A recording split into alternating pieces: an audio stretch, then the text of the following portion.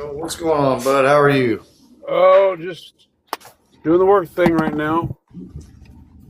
Fun, buddy. I'm uh, Yeah. I'm gonna do a special class today. Oh, sheesh. Lord Jesus. Yeah, we're gonna explain the firmament.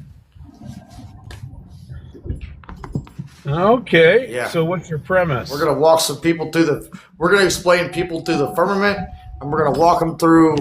Uh, we're gonna walk them through the inner layers. You know, the hollow earth, the portals, all that shit. We're gonna walk them through all of it. So as soon as we get some folks in here, we're gonna work this out. So are you one of the people that think the firmament is the dome or the firmament is the sky? The firmament is the dome. God clearly states it. Okay. So He placed the firmament in the midst of the waters, and he set boundaries in the heavens above and the firmament in every corner of the earth. It clearly says it's a dome. it is a dome. I don't have a problem with that. There's a dome, but the firmament is actually where the birds fly and the sun is. So it's also the word expanse. Well, that's the or sky. firmament. It says the lower part of the dome. The lower part of the dome would be the sky. The upper part of the dome would be the firmament. Space, So if when you it will. says that he separated the waters from the waters using the firmament, Yes, the waters that are above the firmament is the dome. is space. Yes, What do you mean space? yes, absolutely. Like What do what you we mean think by is outer space? space above us, that's not really outer space. It's water. So essentially, There was a guy that just that just did a deal the other day where he used a telescope and he looked up and he showed what it actually looks like. And it looks like water. right. We can have been So there, today. Dill, So the dude, thing come on that's- up, dude. We'll talk. the thing that's separating the two bodies of water, the frozen water, if you want to call it that, the dome, and the water below, on the earth, is the firmament, is the sky, because it says that the sun and the moon and the birds are in the firmament. They're not in the dome. They're not Right. in outer space. Right, right. So- well, the sky would technically be the firmament because when we read the book of Enoch, how he happened, it clearly states that God opened up the firmament. He said he opened up the sky. He opened up the firmament. It says he opened up the sky and let the waters above, from the waters above, meet the waters below. It said the Right. waters above were the, like, the poured in, and the waters below were the receiver, kind of. Bud, you have fans in here? Oh, praise God, I can't see without my old man glasses. There's Bud. Hey, I'm doing Miss good. Allie, Miss. Doing well. Yeah, there we go.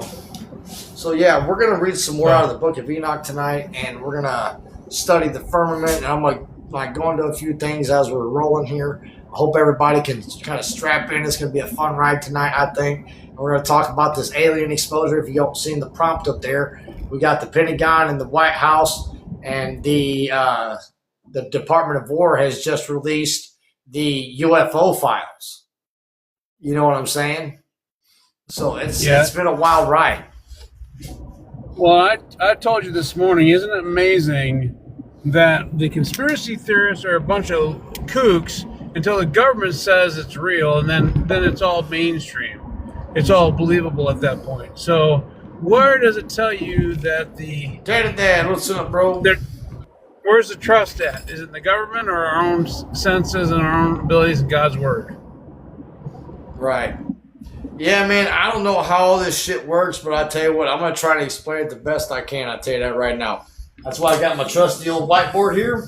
I'm going to walk you guys through how the Bible and how the book of Enoch explains the firmament, and the center earth, and all that fun shit. Well, don't forget Genesis and its explanation of the sun and moon in the firmament, not the dome, Right. but in the firmament with the birds. Okay. Right. So, but here's the weird thing. Just because the moon and the sun are inside the firmament doesn't mean we've been there. The moon is too far for us to reach. Well, yeah, I'm not saying Got that. it? In fact, they prove they have been there how many times and then some. Right. So I'm going to explain it. And it's not actually real easy. Yeah, it's not too far for us to be there. It's just not something we can be on. Okay, so here's how it goes. We got this dome over the top of us, right? There's our dome. Above it is water with stars in the sky that God created. But these stars are more like angels, how God kind of speaks about it. Okay, then, right here, this little green section, all this, okay, this is us. That's us, okay? Now, below that, you go down a few, so many feet.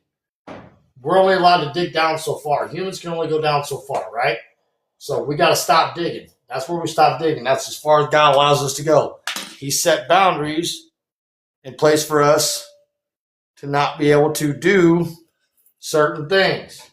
I'm not saying this is facts. Just saying this is how it explains it. So you got your firmament, us. This is where we live. This is far down as we're allowed to dig. Now it says Enoch was taken down into the lower earth. Okay? Yes, the earth is supposed to be flat-ish. So, bottom line, so we're only allowed to dig down to here. Then Enoch gets taken down to different portals, to different spots in the earth. 1, 2, 3. This is just an example, okay? So inside these earths, inside these different realms, he's taking like different realms, okay? And it's crazy shit. So he's taking the center earth, and while he's in the center earth, he sees like a portal here and a portal above, a portal here and a portal above, and a portal here and a portal above. So the sun is here, the moon is here. They chase each other in tow. That's how they move. But it says as they move, it's shit that we can't see and understand. It says the sun and moon chase each other through these portals, and they pretty much just go loop-de-loop through the portal and back up through the sky. Pretty much like in a handbasket. Like it's crazy. And that's how he explains it. Like, I'm going to try and show this a little better. Let me see if I can do this a little bit better here. I think I can do way better than that. Hold on. Okay, hold on. Okay. Let's see. We do firmament. Us.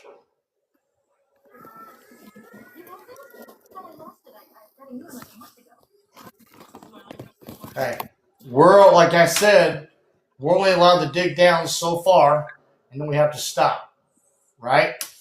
So we had to stop there. And God says he opened up the waters above, right? To the waters below, which is the oceans that are here on earth, okay? The oceans and rivers, whatever. So below that, there's these portals above and beside each other so stuff can move in and out. Okay, so everything just moves in and out of these fucking portals. Like a loop, like a fucking loop. It's a circle in and out of these, and there's 12 of these. I'm going to tell you that. There's 12. It says 12. 12 portals. Okay? So beneath that, okay, so we got these portals in the inner realms where Enoch is talking about all this shit, right? So we got all these portals. This is where all the inner workings of the weather, we'll see W for weather, you see weather and seasons. And seasons, here we go. S for seasons. So the weather and the seasons come in and out of these portals, and that's how they move around the earth, is through these portals. Okay? Following me still? So underneath that is some more crazy shit. So we got those portals, those 12 portals, but underneath that it stops. Bam. So it says underneath that, here's the fun shit, the crazy shit, is the Nephilim, like the fallen angels and shit, they're all buried underneath here. This is like their hell. It's hot as fuck. It's nasty, and they're buried here. This is where they are with like sharp ass rocks buried on top of them. Okay? That's what it says. I know this looks like shit, but it's firmament, water, land. We can't dig no further. Inner earth, portals, all the shit that Enoch explores, then hell. Hell itself is in a dimension here underneath earth. How it explains it. Clearly. I don't know if it's fact. I'm not saying the earth is flat, but I'm just saying. You know what I'm saying? That's how the book of Enoch explains it. And it clearly states that Enoch was taken in and out of these portals, and he was taken above the earth, and he was taken to the corners of the earth. Now, God says that he set boundaries in all four corners. 1, 2, 3, 4. We cannot get out. Above, beside, and below. All four boundaries have been sealed by the Creator. We cannot get the fuck out. So that's when you see a rocket launched. You see it, it looks like it's going up, but then it'll arch over, and sometimes they get real stupid. They'll go up and they'll hit the firmament, and you'll see that shit explode, dude. You'll see boom like a motherfucker. And if you ever took a bottle rocket, let me give you a social experiment. It's getting close to 4th of July. Go get you a bottle rocket, and then go light it and put it in some water and let it go like in a pond or something, and then go watch a SpaceX, an X Space Force, whatever rocket launch. Same fucking thing. It hits water. It looks like a rocket moving through water, a bottle rocket moving through water. That's seriously how it looks. I need to stop and think about what I'm saying. Why do I need to stop and think about what I'm saying? I'm clearly explaining what a book says. I'm not calling it fact, homie. I'm just saying that's how the book explains it. So why do I need to stop and think about what I'm saying? Make yourself clear, fucker.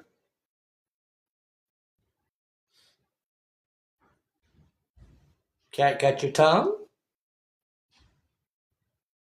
You can't ever just be a guy reading a book anymore. Somebody's always got to have some shit to say.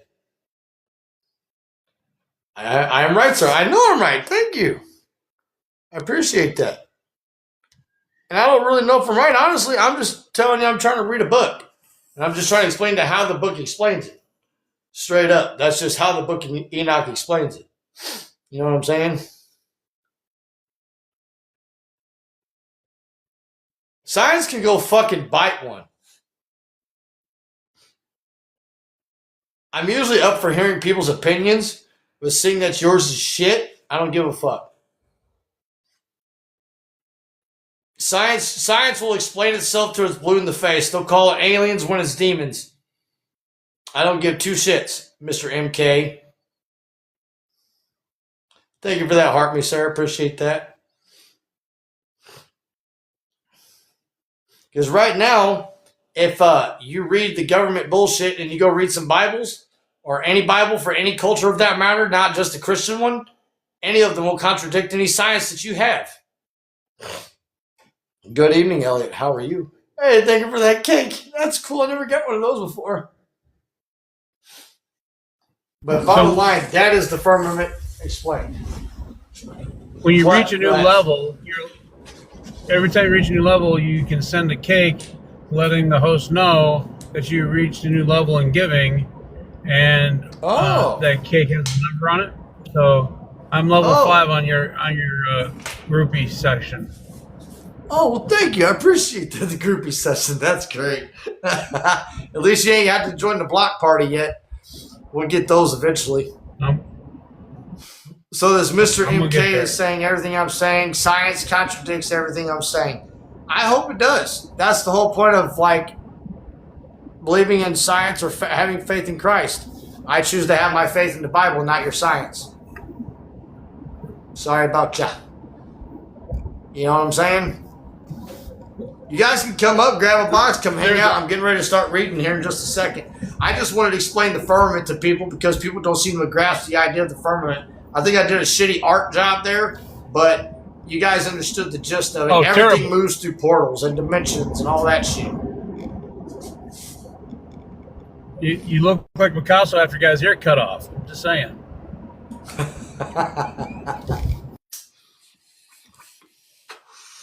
But people just question shit too much, and they make shit too fucking complicated. So last night we completed chapter 81 in the book of Enoch. And so far it's just been like a bunch of phases of the sun, moon, night, days, years, months, all that shit. So we're getting ready to step into some more shit with Enoch. It shows Enoch waking up from a case of dreams. It says, chapter 82, Enoch awakens in terror from visions of the earth collapsing into the abyss. His grandfather, Melel, confirms or comforts him as the sky darkens with divine warning. Okay, so I'm going to show you this. So this is Enoch as a young man before he went up to heaven. He awakes, right? And he's like terrified. And his grandfather's trying to comfort him.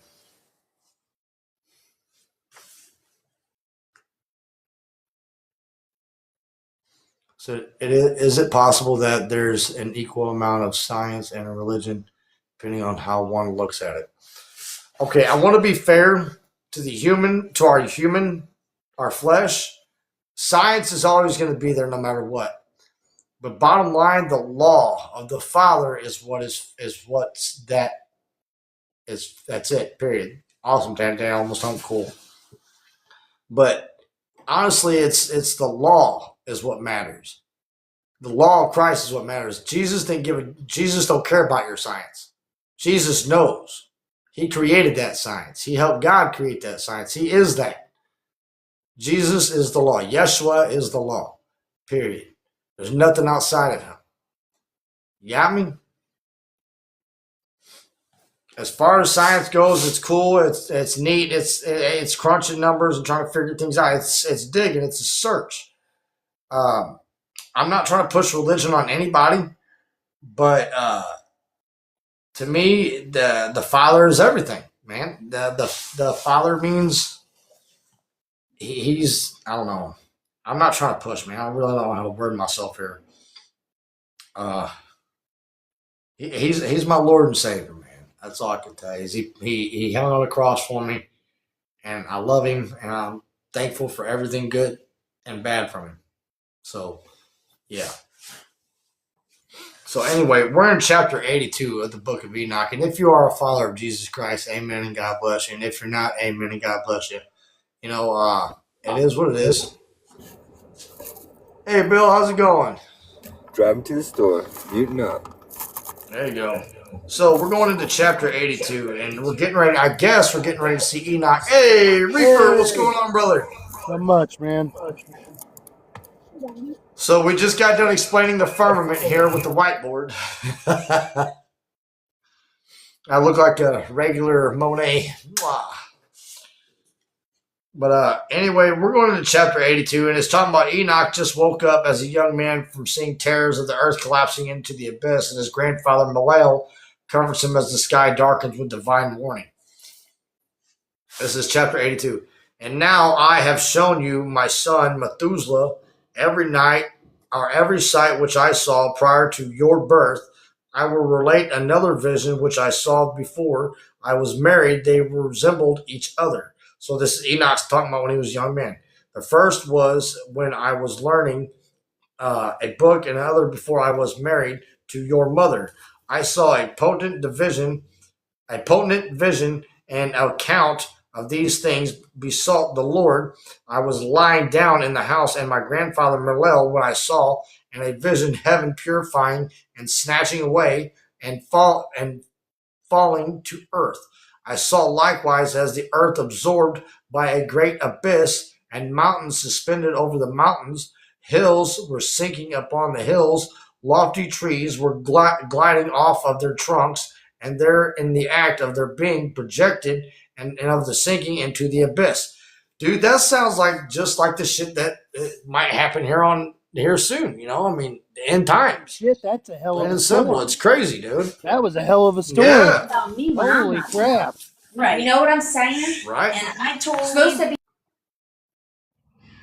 Okay, cool. I was gonna say. So this is. I was like, okay, wait. So, okay, it says. So in a vision of heaven, it says basically God was purifying the earth.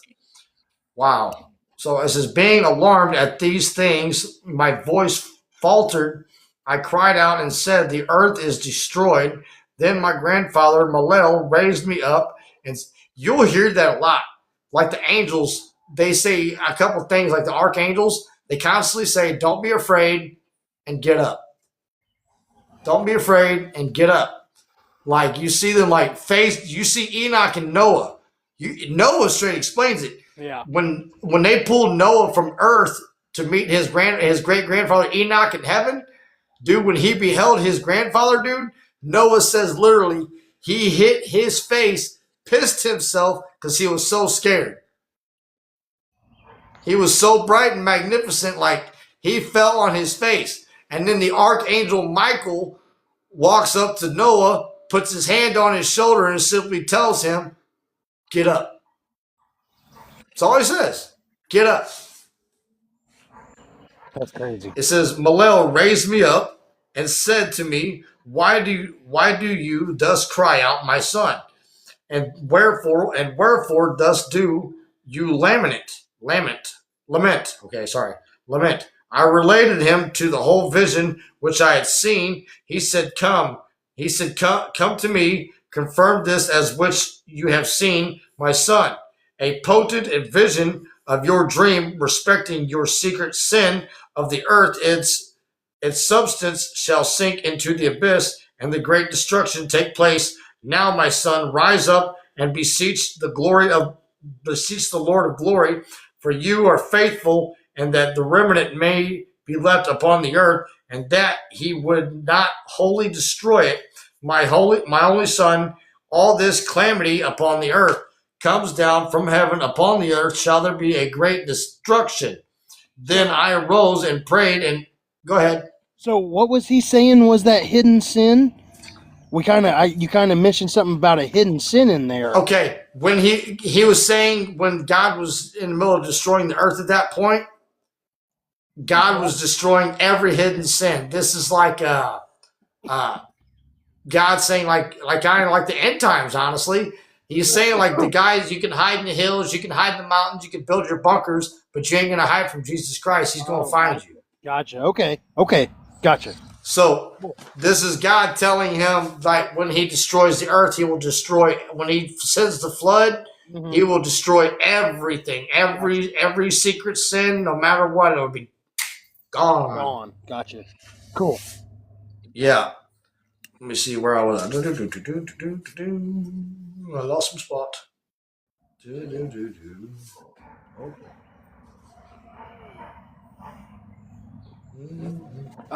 Crap, I don't remember the exact words that you left off on. Okay, it says then I found it. It says it's talking about the ultimate destruction. Then I arose and prayed and entreated and wrote down my prayer for the generations of the world, explaining everything to my son Methuselah. Listen, Enoch wrote the book of Enoch. He clearly just said it again. This isn't the first time you said it. I'm going to read that again. It says, then I arose. This is Enoch talking. So the scrolls they found, and it says all that shit, Enoch is the one that put it on there. Listen, this is, then I arose. I prayed and entreated and wrote down my prayer for future generations of the world, explaining everything to my son Methuselah.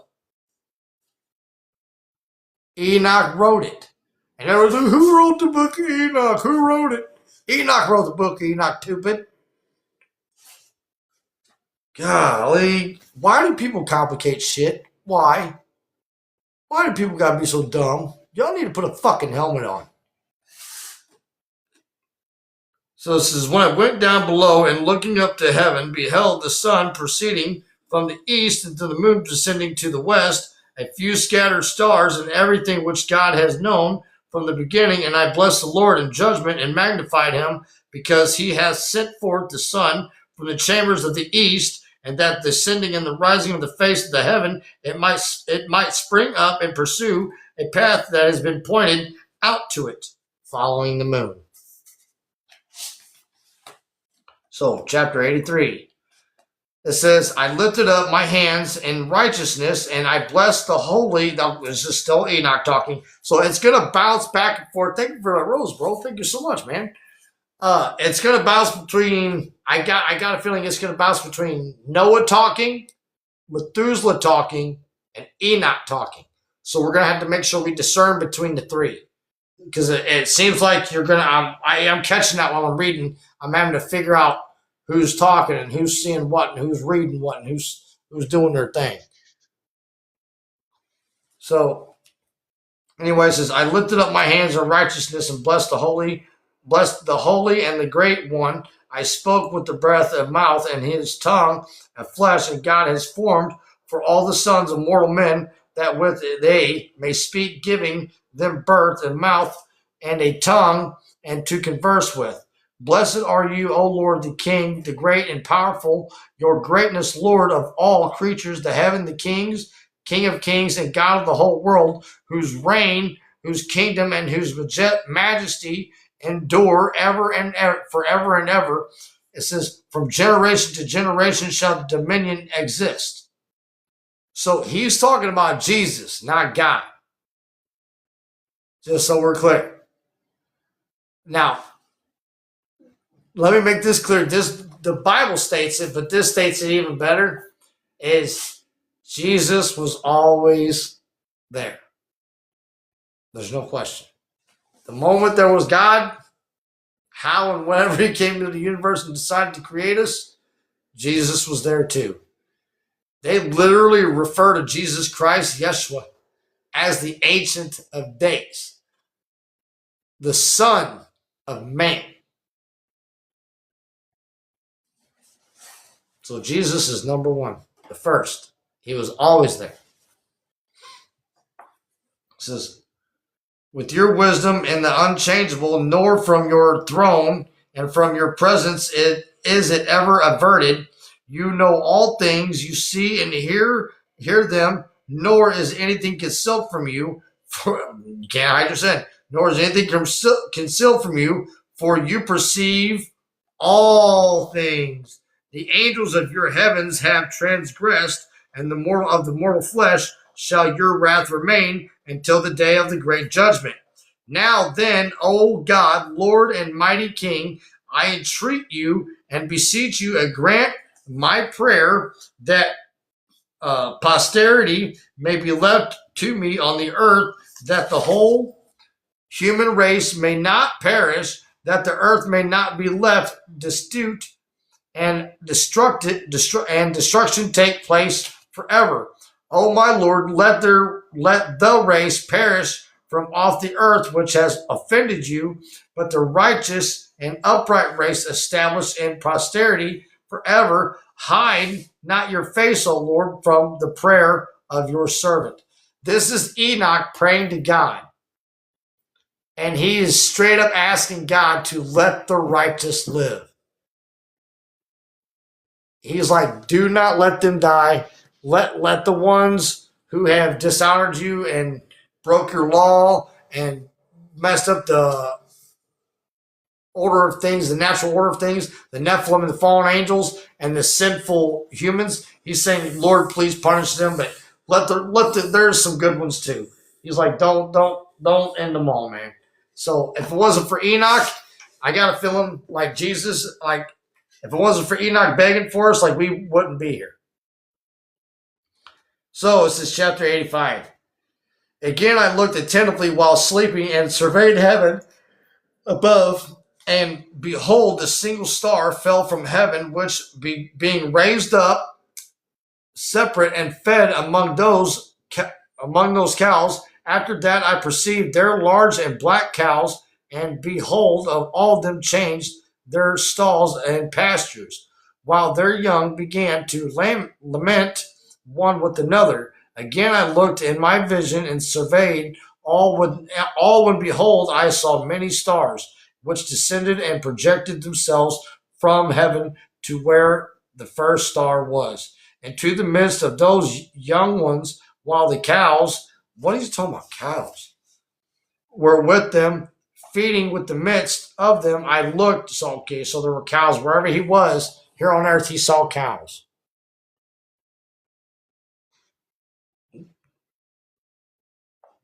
Damn. This invite shit gets hard sometimes. So anyway, where was I? Okay, so behold, okay, they acted the manner of the horses and began. Okay, so he's on a farm. So Enoch is living on a farm on earth, and he's talking about where he's at. And the cows, and all the whom became pregnant, and brought the elephants, camels, and the asses. Go ahead. No? Oh, I thought somebody said something. And all these and the cows were alarmed and the terrified, and they began biting with their teeth, swallowing and striking with their horns, and began they also to devour the cows. And behold, and all the children and the earth trembled and shook in terror in them, and then suddenly fled away. He's talking about the Nephilim coming after the fucking cattle. Like they came after men's cattle. They came into our camps or in our streets and our homes, and they just devoured shit. They just, and at one point they got so hungry they picked up men like this in between their fingers. See this? They were so massive they picked us up in between their fingers like snacks, and they fucking ate us like we were fucking Snickers bars. Like, unite yourself today, Karen. Have a human. It's fucking crazy. So, chapter 86. Anybody want to catch a buzz real quick? Let's take a quick smoke break.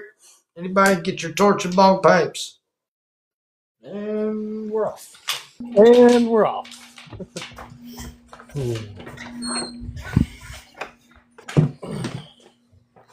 It's smoke time, baby. Smoke dog.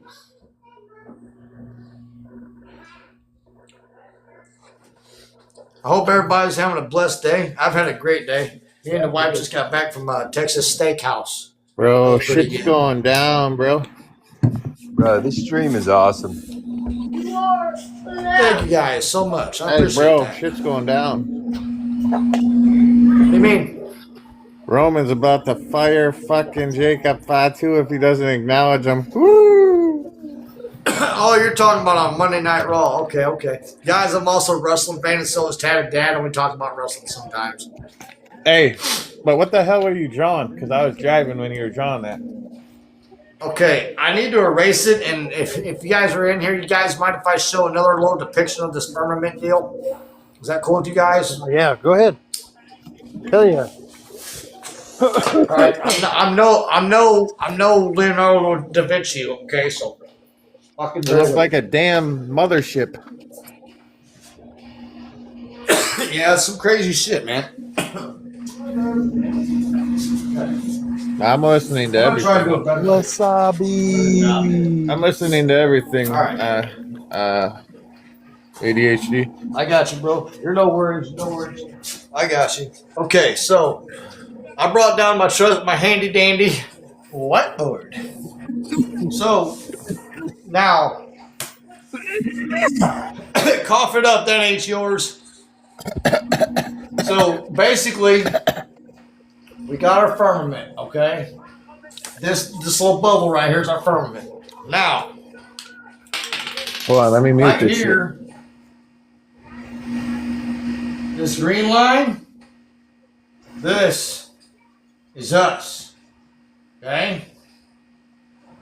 Now, the sun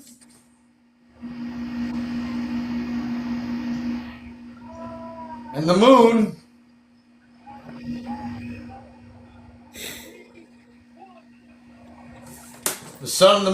are inside the firmament. shit. Right. But, okay, we're over here. Okay, here we go. The sun and the moon are inside the firmament. Yep. But, how the book of Enoch explains it, we've never been to for one, we can't break the firmament. Two, We've never been to where the the moon. sun and moon are, we cannot reach them because God set boundaries in the firmament that we cannot reach it. We can make for it to one- like For this. one, even if you Look, try to go to the firmament sun, has you- layers. We make it here. When they shoot a rocket, it goes up and it hits the fucking bottom layer of the dome, and that shit explodes. You feel me? yeah. That's why if it don't explode, okay, if it doesn't explode, then you'll see him do this instead. Hold on. You'll see him do Hey, this. can I pause you for a minute? Go ahead. Okay, so we're talking about this dome, right? And you said how like when the rockets, the spaceships, when they say that they're gonna launch the spaceship and you see it go, you see it, how you just said it explodes. Right. Dude, I'm gonna break something down to you. I was scrolling through TikTok today on lunch, and I seen a little clip of Skinwalker Ranch, and they shot a rocket off, and it did the same thing like you said. Once it shot up, it's out in Utah in Skinwalker Ranch.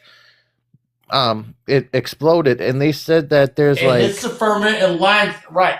So you'll see NASA or Tesla or whatever. What's his name? Elon Musk. You'll see him launch. You'll see NASA or Elon Musk launch their rockets, right? So usually, if they're willing to sacrifice the rocket, you'll see them shoot it up and it'll hit the firmament. Boom! And it'll hit the top layer, that lower part of the firmament, and it'll explode, right? Then the rockets they want to keep, what they'll do is they'll fire that motherfucker and they'll shoot it. And it'll look like it's going up, and right when it's about to go up, it starts going over and it'll arch and then fall down into the ocean. That's how they fool us.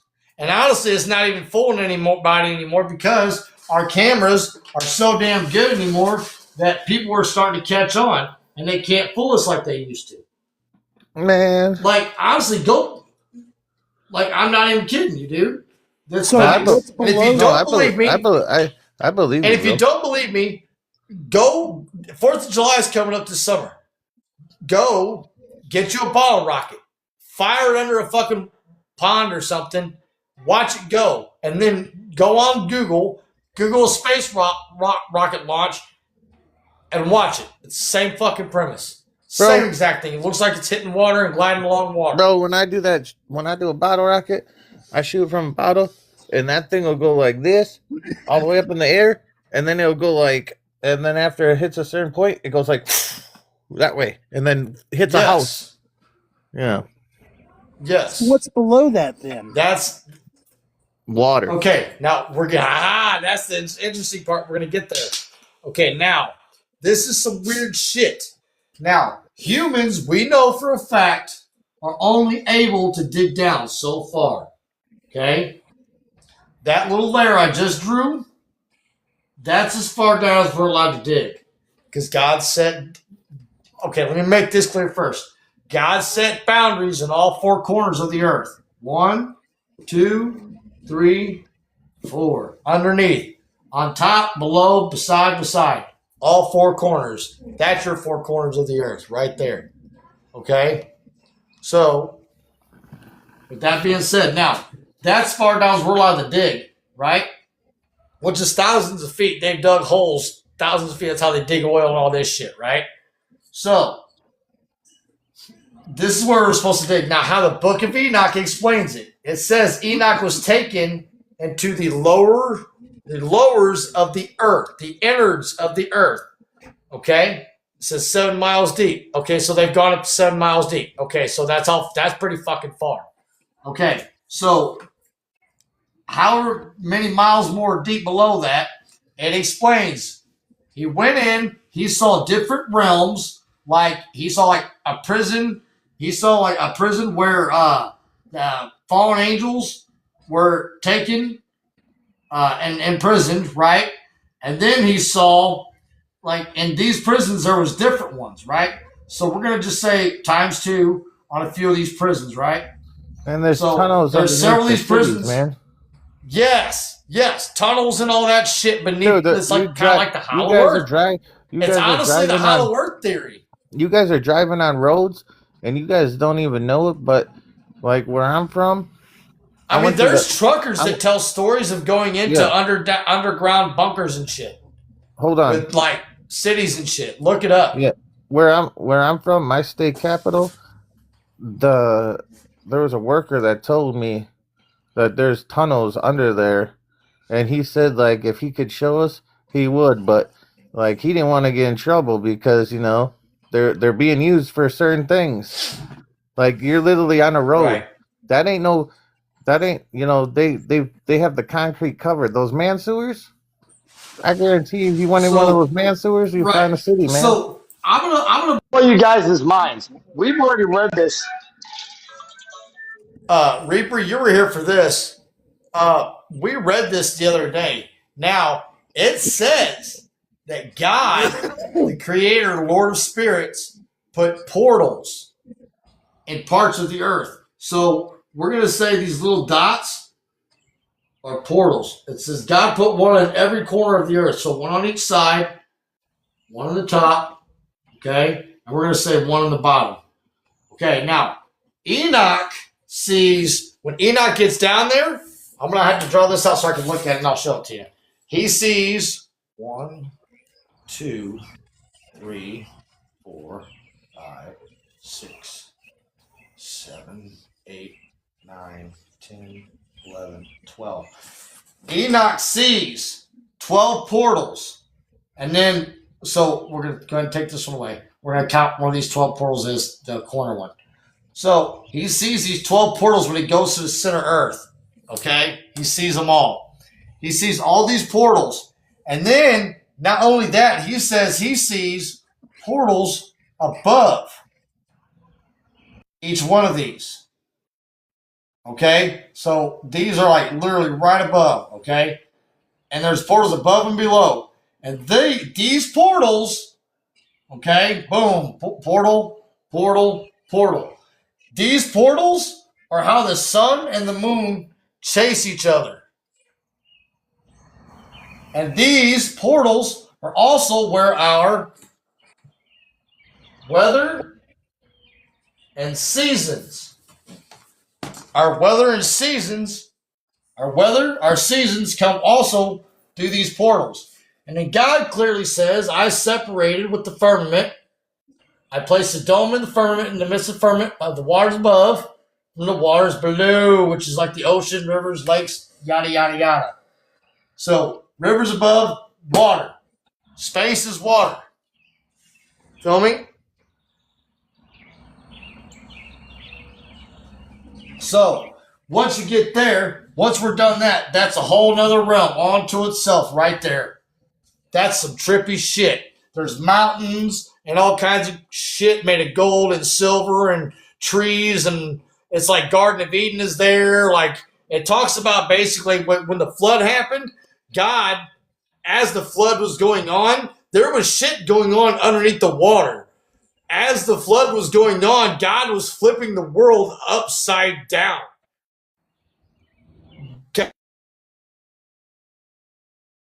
Noah into the Garden of Eden to collect gopher wood to build the ark. The only. Yeah, for a minute. Go ahead. Hey, so when you say Noah's Ark, now I'm not quite certain we had a flood, because you gotta think about this for a minute. Now, if we had a flood,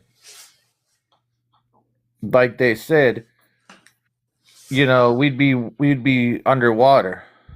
I think it was some kind of mud. The water slide. receded. Huh? No, the water receded. It simply says in the Bible, it straight up says it. It makes it simple.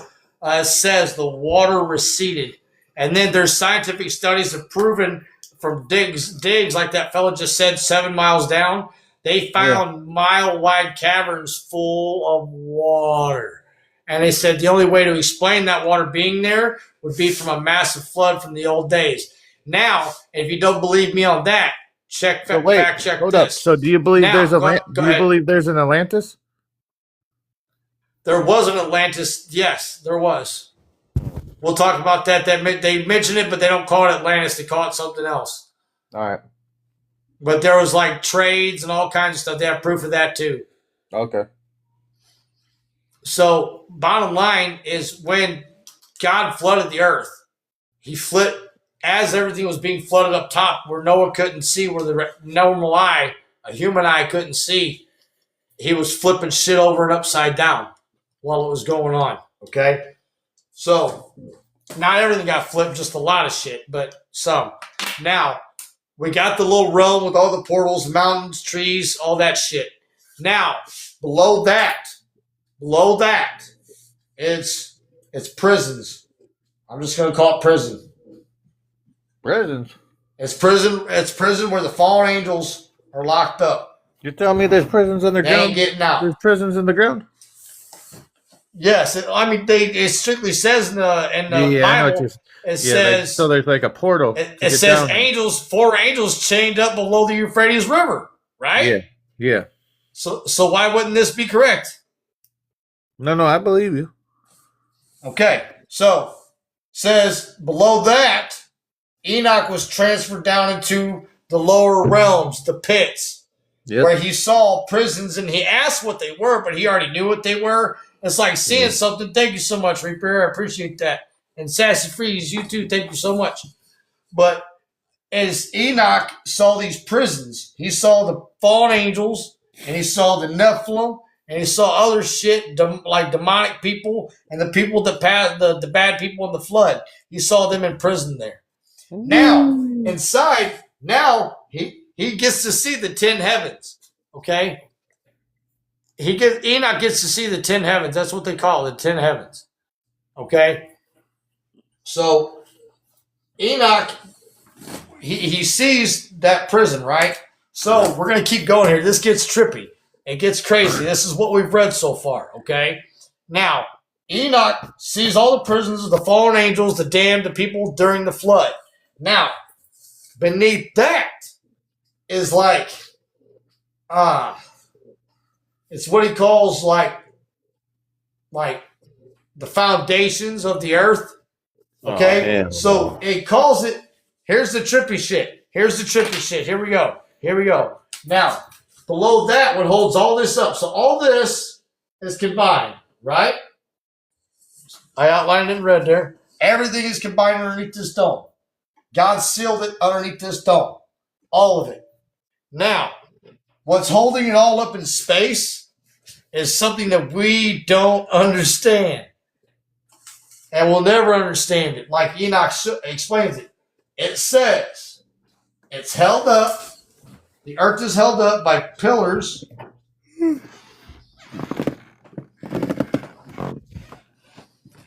I'm sorry, guys, for holding you guys all up. Oh, you're fine. Pillars of wind and fire. It says fire. Wind and fire.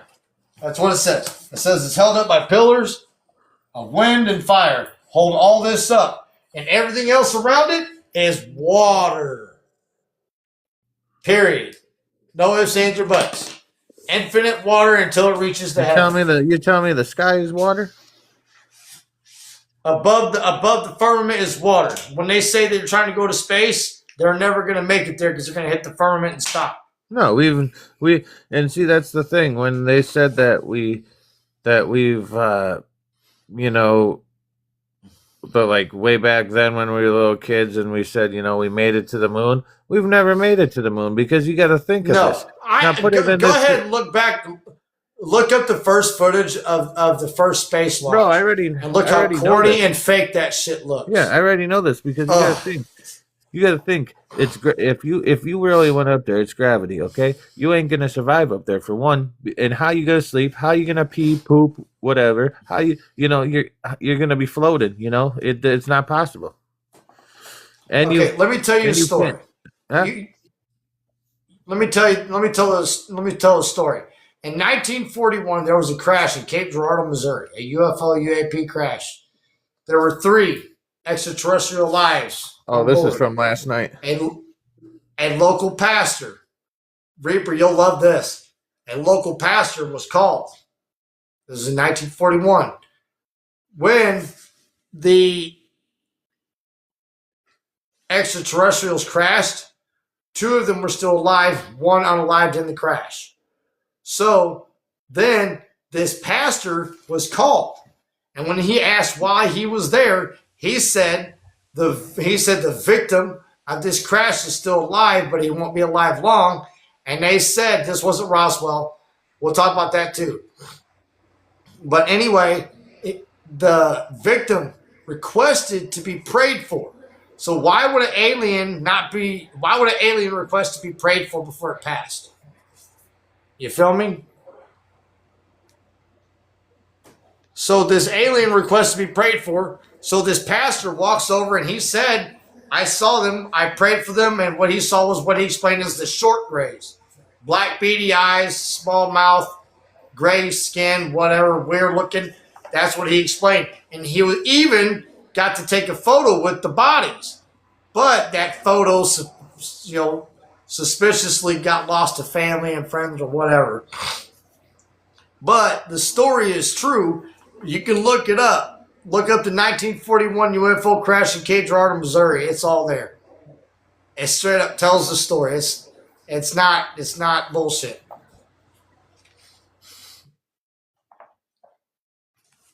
It said Ezekiel saw 4 UFOs and got nothing to worry about, He's okay. All right, cool. That's your opinion, man. But I mean, it's bottom line is shit's getting real.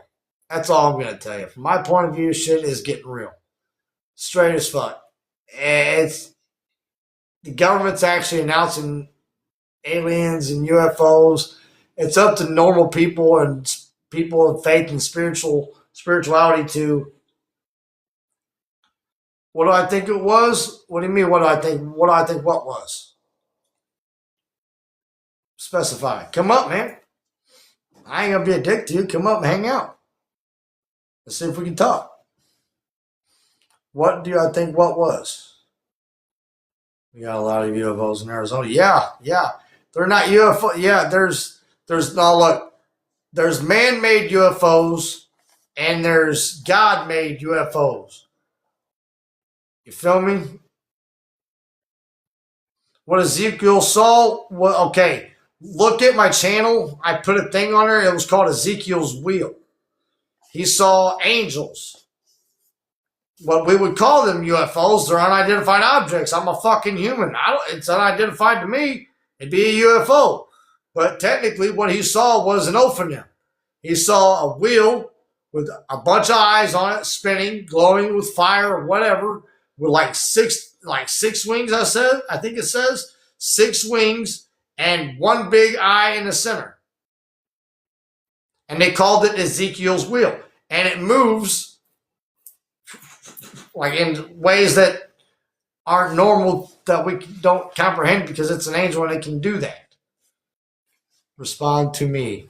Elon Tesla investor. What was your question, buddy?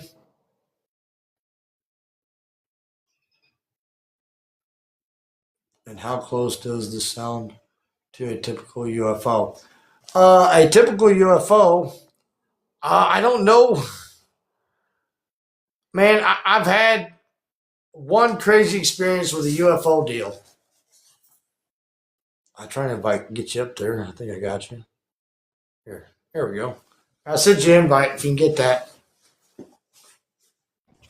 Hey, how are you? Hey man, what's going on? Oh, not much, man. Just hanging out, reading all this trippy shit, dude. Yeah, I dig it, dude. I dig it. So no, what I was saying was, and no, I'm not here to argue. I'm on my channel.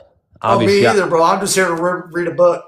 Yeah, I got UFO stuff on my channel and whatnot, and this is just something that I've only ever had one UFO experience, dude. But go ahead. Floor's so yours. this is just my take on it, and this is all I was trying to make a comment, but it'll be easier to just say. So thanks for letting me come up here just to say that. But just recently, absolutely. I think that a lot of people, obviously people are paying attention because all the stuff that's going on right now, but people are thinking, a lot of people think that this is a false flag or something that is happening just because of the files and stuff like that, which it could possibly be a little bit, but people that have been trying to get this disclosed for years and years have known the reality of this. I mean, this is where all this pop culture UFO stuff comes from. But directly from scripture, Ezekiel saw not just one wheel, it was 4 golden wheels that came down with creatures that had the There you wheels go. that landed There you go. next to them. Go ahead. I was And disagreeing with you. so and this is, and I'm a Christian, like I grew up in church, and was up until just recently Amen. a worship leader in a big church. And I think that I think that they are from God. Obviously there's good and bad, but like what Ezekiel saw is my belief. A lightning storm, it came during clouds. What happens in every UFO movie when they come in? This comes from the Lord. This isn't made by people in movies, all right? Fire in the sky. Exactly, Yeah, my bro. Dude, I'm smoking my pipe too. All right, we're bros now. in the sky. So that music. You should see that. You see, Bear Reaper there needs to change his thing to look like a Viking. He's like me. He talks to the Chiba, and he's got this big fucking Viking beard, dude. That's awesome. You see him smoke his beer. You see him hit his pipe and shit, dude. He looks like a fucking Viking sitting there getting ready to drink his mead and go off to battle. That's funny. Look right there. Look at it right there. Hold on. There you go. Yeah, I'm out here smoking my pipe. Yeah, he's like battle. That's awesome. On your shield, fair maiden. Yeah. But yeah, so what I eventually realized, in my opinion, was so that he describes these things literally 99% like a UFO until the fact that he says that they're layered with eyes. I think the eyes are literally lights, and he had no better way to describe it. That makes sense to me. Well, there were eyes that God specifically describes over them. Mm-hmm. He says they have eyes, dozens of eyes on them. It's because they watch everything for God. They work. They continuously work. They never rest. They go. So those are eyes. They're just very, very fucking bright eyes. So they would be called lights. Well, that's where perspective is different. But I do agree with that. Right there you go. Perspective. Okay. But either way, obviously you're down with the cool shit anyway, so you know what's up. But yeah, it seems like people right now think that there's like this big false flag thing happening, which, I mean, I don't know. I don't really trust our government either. So, but I jumped in here because your title, the Book of Enoch. So are you reading some of that right now or going to? I have the book right here. That's what's up. We're almost done with it, brother. Heck yeah. Yeah, we're about halfway through it. We're in chapter 87. And let me tell you guys, I want to show you guys. We like to get I want off. to show you guys something really cool. We like to get off Go course, ahead. so sometimes I have to unmute my mic and say read. I wanna bring this up right here real quick. I want to show you guys something. Everything that's in this book, okay, this is an actual religious text, the Book of Enoch, all 3 books of Enoch. This is a children's book. I'm about to show you. I had this when I was a kid. This thing cost me like $35. I bought it offline. This is a book for kids. Okay? You feel me? Nice. Let me turn that camera around. There it is. There it is. It says My Book of Bible Stories. Now let me show you something. This is a kid's book, mind you. Okay, for little kids. This walks you through Genesis all the way to Revelation. Like, I'm not even kidding you. It describes what the earth looked like before God's voice, dark and void. Dude, Right? that's cool. No life upon it, right? This is intense for a kid's book. This is wrote in the 1982 or some shit. It's crazy. Talks about the Garden of Eden. Shows Adam and Eve perfect in the garden. Okay? It doesn't show them naked, but it tells the story. Right. Okay? Now, it shows here the fall of Adam and Eve. They get expelled from the garden. Okay? And then even there, it shows 2 cherubim in the back. Let me zoom in there. That's There's cool. Cherubim there, spinning sort of flames in the center like the Bible talks about. It gets intense, man. Now it talks about Adam and Eve. Eve gave birth to many children, right? This is a kid's book, bro. Okay? That's wild. These kids, look at this kid. He looks fucking miserable. Look at this little fucker. Like, Adam and Eve are miserable. They're like, man, we got kicked out of Garden of Eden. I got these whining ass kids. And, okay, so here's Cain and Abel all grown up, right? So, Cain and Abel, they're doing their sacrifices. Abel's being abdulled by God, and Cain's getting jealous as fuck. Okay? So then, next page, look, again, kid's book. There's blood on the fucking ground. And what's that? Ooh, that's Cain brutal. Running away. This is a kid. This is a fucking kid's book. This is a kid's Bible. Reality was never hidden from children back then. It was just a normal everyday. This is what it is. Right. It's crazy. So then we're gonna skip past that. And now, oh man, check this out. It's got people drunk, high, and bowing to false idols. Right here. Bam. Look at this thing. That don't sound too bad. Right? But they're bowing to false idols. See the guy in the background, the ball bearer, whatever. Yeah, whatever. I just saw some stuff about that. Now, check this out. This is a downscaled image of this. Now, I'm going to tell you this before I show you this. The original Nephilim that were on Earth weren't this tall. They were much, much, much bigger. They were 450 to 500 foot tall. Pure abominations, monsters, cyclopses and shit, as the Greeks would call them. Okay? Men of old, heroes of old, men of renown. Okay? Massive motherfuckers. Now we're all boring. This is a good depiction. These giants show up and literally are just picking men up. This is a kid's book, bro. Picking men up and just slaughtering them. They're like, give me your shit, bitch. It's mine now. Like, they're taking everything. Right. So this is like, it's crazy. It explains Noah's Ark. It tells everything. It tells how God killed all the earth. It's nuts, dude. It's straight insane. And here's one of my most favorite pictures. This is Abraham. Look how clear the skies were back then. Look at this. Look how clear the skies were. Nice. I know this is an art depiction. You know, it's a cartoon basically. But imagine if you look, okay, you see this white shit here? The skies were so clean back then, he could literally see the fucking Milky Way at night. That's crazy shit, bro. You know what I'm saying? So anyway, we wandered off. I can jump off here too. Thanks for letting me pop up on here. Oh, bro, you're fine, man. You can, you can stay on. Just you can hang out as long as you want. Dude, we got people that hang out here for hours just to hear the reading. It's fun. Sometimes I fall asleep, man, and then if I need to block someone or mute someone, then he wakes me up. But I usually fall asleep to hearing him read, man. This is like, instead of me reading the Bible, it's like therapy. He's reading it for me.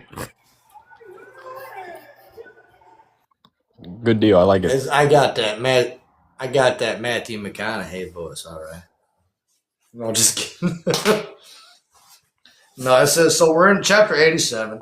It says, then I looked at one of the four white men who came forth first. He seized the first star, which fell down from heaven, and binding it hand and foot, he cast it into the valley, and the valley was narrow, deep, and stupendous, and gloomy. So whatever star just fell from heaven pissed off whatever archangel was. I'm going to say it was Michael. It's okay. It says, then one of them drew the sword and gave it to the elephants and camels, and the asses began to strike each other, and the whole earth shook, an accountant of them. And when I looked in the vision, behold, one of those 4 angels who had came forth, hurled from heaven, collected together, and took all the great stars, whose form partly resembles that of the horses, and binding them in the hands and foot, and cast them into the cavities of the earth. So it says, the angel cast down the fallen star into the deep and shadowed valley below the beast, and the burden of rage and the judgment of the shakiness of the earth. So this is Archangel Michael casting down Lucifer and all his abomination creatures, like all his cross genetic animals. It says like anything that it shows elephants and camels and shit. So whatever it is they cross genetic with, it got cast into the pit with them. Or at least a lot of it did. Some of it was left, some of it was cast down. That's pretty much how it explains it. Thank you so much for following the live. I appreciate that. So we're in chapter 88 now. It says, then one of those 4 went to the white cows and taught them my mystery, while the cow was trembling and was born and became a man fabricated from himself a large ship. Listen, what's that? Either Tatted Dad or Reaper. One of you guys you guys might know the name of it. And they call it that Greek thing, horns, head of a cow, head of a bull, body of a man. That Minotaur. That's what he's talking about. Minotaur. See, Greek mythology and Christian shit run hand in hand. You follow me? Amen. That's where we're at. It's crazy, bro. It's crazy. So,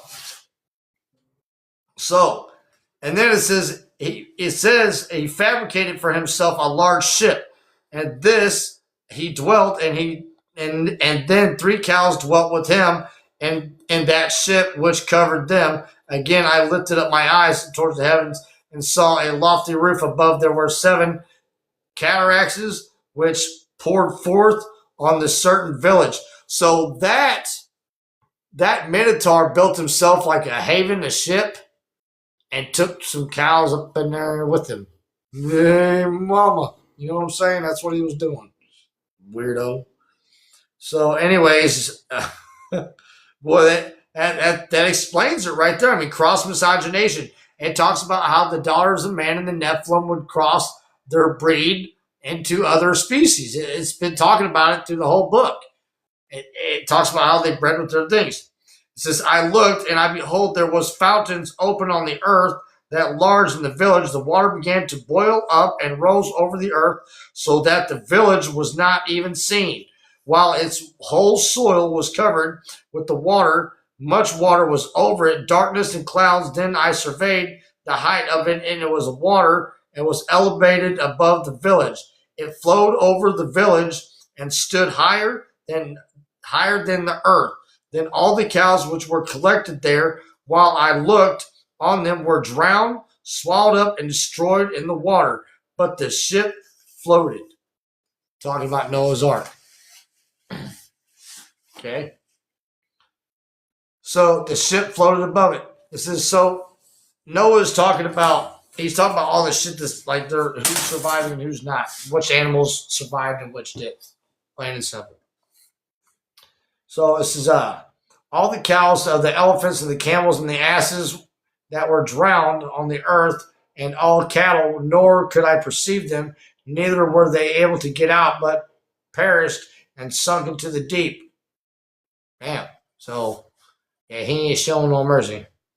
So again, I looked in the vision until the cataracts from the lofty roof were removed, and the fountains of the earth became equalized, while other depths were opened into. Wow, man, he's looking up. Noah's looking up at the sky, and he's seeing literally like it's opening up and just pouring down like waterfalls. Not like rain, like waterfalls, like a tunnel has cracked open in the sky, and it is letting down all this water, just smashing into the earth. Holy shit. It says the fountains of the earth became equalized while other ones opened in the depths, which means the ones in the sea. The Mariana Trench, as far down as it opens, and it's all cracked and looks like cracked open, and the trenches in the Pacific and the Atlantic or wherever. Yeah. Wow.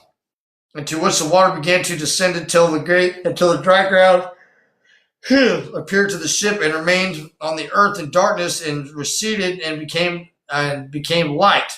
Then the white cow, which became a man, went out of the ship. The white cow. Is he referring to Noah and his family as cattle?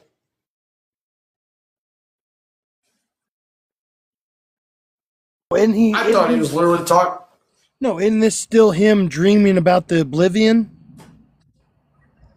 Isn't this still him saying what he saw about the destruction of stuff? That's where I get confused sometimes because I'm reading this and I'm like, yeah, Noah. I think he is. And the white cow is like a pure, like a lamb. It's probably Jesus. He's talking probably about Jesus. Noah was not albino. Noah was actually very dark complected.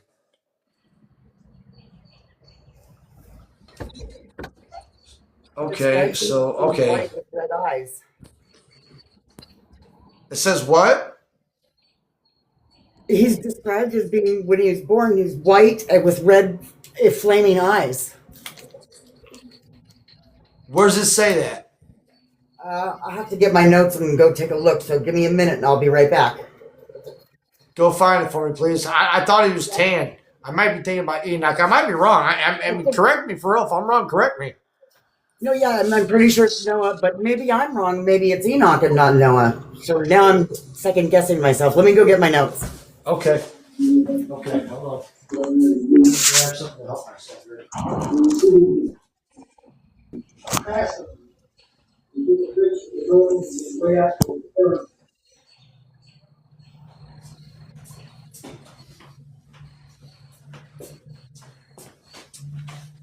All right. Oh, I gotta be right back, folks. I gotta run upstairs and grab my reefer. I left it up there. Hold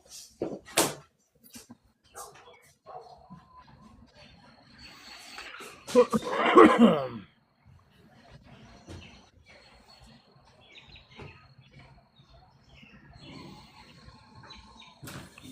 Yeah, I mean, I am I the only one that took that as we're still talking about him seeing the oblivion, the story. You know, he's still describing the oblivion,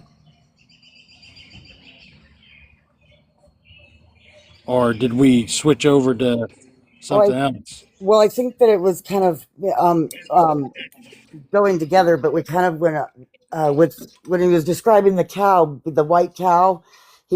There was a question if they were talking about Noah calling him a cow, referring to them as cattle. So I think that put us on this because I have notes. I'm looking for the other part of my. I'm actually missing one of my booklets. It might be in the car. Where Noah is described as being born white with red flaming eyes, like an albino. Where does it say that? That's what I've got to get my notes. I'm looking for my other booklet right now. I don't seem to have my other. I don't think I've got it, but I'll find it. Give me just a minute. I got my other handy dandy little Palm Pilot here. You guys remember those Palm Pilots from the 90s? Mm-hmm. It was Esau, he said. He said that was Esau. Somebody said that was Esau. Jamaica Cope said it was Esau that was pale with red eyes.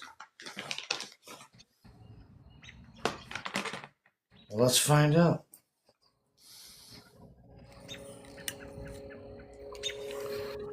What did Noah look like?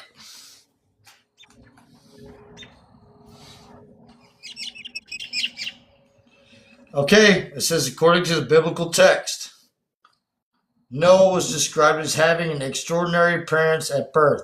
Skin was white as snow, red tinted skin, and hair was white as wool.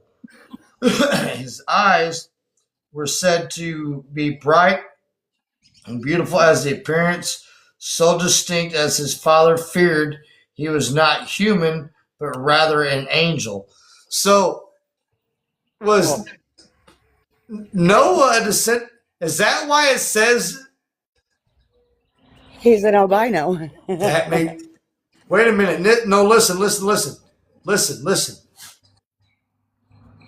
The Nephilim, Reaper, you hear me? I'm hearing you.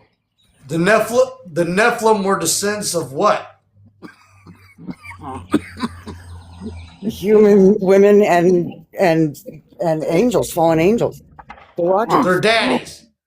Yeah. Listen, now it says Noah's dad feared that he was what?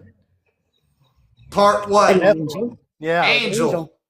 Yeah. Right. So is that hinting that Noah might be part Nephilim? Yeah, I think that's he's of Nephilim descent. That's pretty good. Because listen, they found a sarcophagus. I wonder if his wife was too, but she was good. I wonder. Because listen, they found a sarcophagus in Noah's Ark in the Mount Ararat in Turkey. The sarcophagus was 15 feet long. The female body that was found inside, the skeleton, was 13 and a half feet long.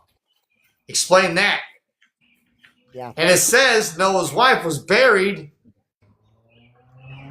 Noah's wife was buried in the ark. So was Noah part Nephilim? Was he descendant of a Nephilim?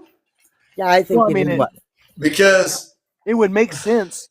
God choosing one of the kind to end one of the kind, to send them as a messenger or a. That is a holy shit factor, though. Yeah. Yeah. So it says the Earth is flat. Well, hey, the Earth is flat. Come up and hang out and chat with us, bro. Let's talk about why you don't think so. We're not going to judge you or be a dick. Come on up, bro. Next time we'll have to talk about my thoughts about Cain and Abel, too. Yeah. Well, what's your thoughts on it? Let's hear it now. Shit. And comment about being white. Yeah, they're white, but not in the sense as I'm a white man, he's a white person. Not in the sense of that. No, like an albino. How did they become? An albino would look. No. He said that would mean. He said that would mean the angels are really white, and they are, but not in the skin color like we know, because we're not like this when we're angels. Right, we're in a spirit form. Yeah, right. So yeah, this dude, we're not gonna flip out on you, dude. You can come up in the chat. Question. We'll talk with you, man. That's a good come question. on up. I'm you're bringing up some good points. Yeah, how did he? You're talking about DNA and all that. Let's talk about it. Instead of having me having to read all your shit, just come up and hang out. Let's talk. They were breeding for hundreds and hundreds of years. They were on the earth breeding and having families. We talked about this. Yeah. They called it cross miscegenation. Yeah, with all the animals and everything. They had families with every species. I'm gonna invite you as a guest. Come on up, bro. I saw something that said he glowed. Who glowed? Enoch, Moses, because anytime somebody's in the presence of God, they wind up glowing for a little bit. Yes, they do. I can't wait to glow. I can't wait to glow. You guys remember The Last Dragon with Bruce Leroy and showing up? We got that glow. That's even in the NIV, any Bible that you read it, because when Moses talked to God, it said he had to put a hat on, or not a hat. I'm sorry, he had to wear a veil because he glowed so much. I mean, he came down from Mount Sinai from writing the Ten Commandments. Scripture. Yeah, that's glowed. Basic scripture. And they had to put him in a thing when he was walking and shit. When he it had to carry him inside a fucking stagecoach type deal. Oh yeah, we probably get some gnarly shit. Hi, it's $2.99. We have probably that's something we'll probably never know. How we actually appear when we go to to all that when we actually go to heaven and stuff. I don't know. I got a feeling I kind of hope that if I make it into heaven, that I kind of hope God gives us like a big movie screen and says it's like this is what really happened. Boom, and we all finally get to see the truth. That would be awesome, bro. There's a place like when we go to heaven, God has a spot for us. It's supposed to be actually, as crappy as this sounds, it's supposed to be way beautiful and nicer there than it is here. Yeah, but we are going to be put to work. But he's got a bed, we'll he's got a house, he's got a room. Until Jesus comes back, right? And then once he comes back, then something changes there. Yeah. Right. So anyway, I want to get back to this. It says, one of the three cows was white, resembling. See, it says one of the three cows. Mm-hmm. One of the three cows was white, resembling that cow. One of them was red as blood, and one of them was black, and one was white, and one was left of them. Then began wild beasts and the birds bring forth of all these different kinds of assembled together in lines. The races. There it was. Bam. It just explained it right there. Ham. Ham was black. That's where our melanated brothers and sisters come from. Ham. Listen, I'll say it again. It says, one of the three cows was white, resembling that cow. One of them was red, Native Americans, as blood, as one of them was black people, as the other one was white people. Left on them, then began the wild beasts and the birds and the bring to go forth. Of all these different kinds of assembled together, lions, tigers, wolves, dogs. Dogs is one of the first few things mentioned coming off the ark. Noah loved dogs. Noah had a puppy dog.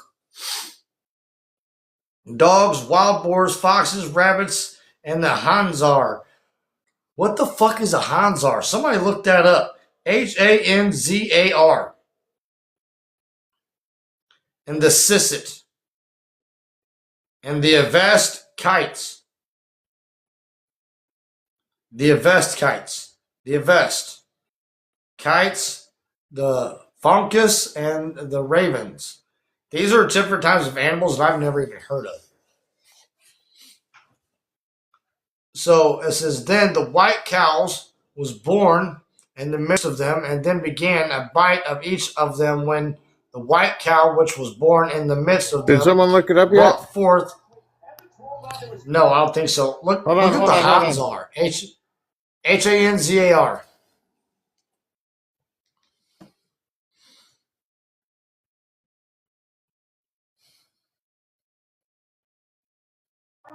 What was it? HAN what? ZAR.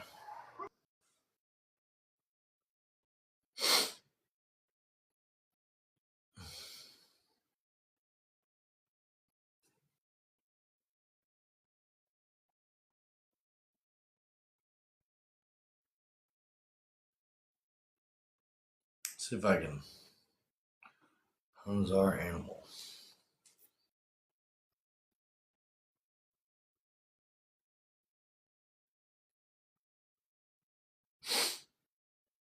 Wow, that's from an apocalyptic book. It says, yeah. Animal from the apocalypse, from the days of Noah. Yep.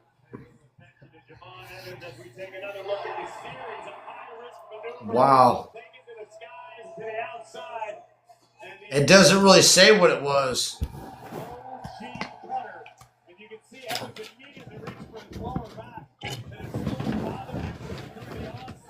And it describes it as like a wolfhound. That's pretty cool. Trying to get my boy to bed. Dude, my wife's upstairs trying to get our baby to bed. Welcome in. So anyway, it says that New Cows where it says that wild sow also brought forth many swine, and that the sheep brought forth 12 sheep.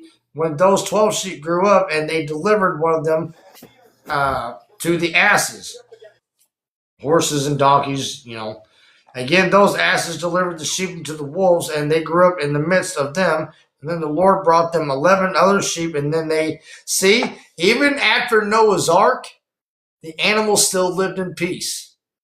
Once God destroyed the earth with the flood, everything lived back in peace and harmony. Nothing was fighting. It says, and they multiplied, and there was abundance of the pasture of them. But the wolves began to frighten and oppress them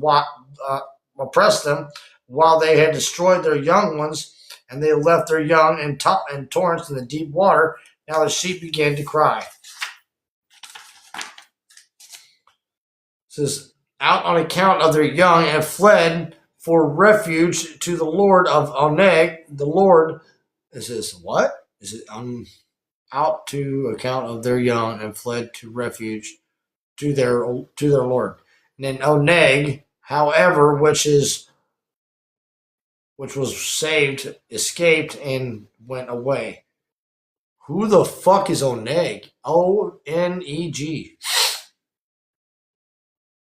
This is Oneg, however, which was saved, escaped, and went away to the wild asses. I beheld the sheep moaning, crying, and petitioning their Lord with all their might, until the Lord of the sheep descended, and all their voice from the lofty habitation went there and inspected them. He called them sheep, which he had secretly stolen, and from their wolves he had told them to make the wolves understand that they were not to touch the sheep. So see, God even made rules. He told the animals, you are not allowed to eat each other. Okay. All right, hold on. So, Oneg, give me 1 second because I gotta go back and forth here. Oneg is. You muted out, bro. Is a old Shabbat religious belief of quality.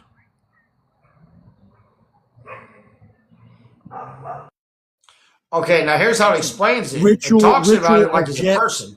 Of ritual quality of ritual objects. Basically. Okay. There was remnants of the old world left behind after the flood. Yes. There we go. We simplified it. Thank you so much for that. Oh, that helps.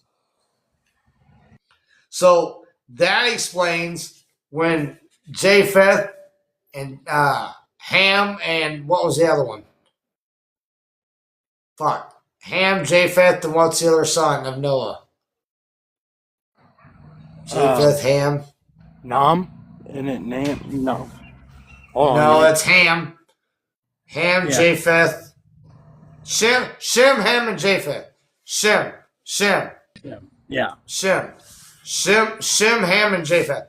So when Noah sent his sons out to make kingdoms and cities and repopulate the earth, they found remnants of the old world. Which brings me to this. And this is why I love this. Listen, the old world might have been illegitimate as we think. And we were like, oh, the old world was old. What do they know? More than us. Let me tell you why. Watch this. I'll show you. When the old world wanted to do something and leave their mark, they would take, I don't know, they would take a stone, chisel it into stone, right? They chisel it into stone. All their knowledge, the Egyptians, look at the hieroglyphs on the Egyptian walls. It was all chiseled in stone. Even after the flood destroyed the earth, there were still remnants of them left, right? So we're fucked. And I'll tell you why. If flood hits this earth or a fire burns it up, there ain't gonna be no proof of us. I'm gonna tell you why. Because everything we do is on these fucking things.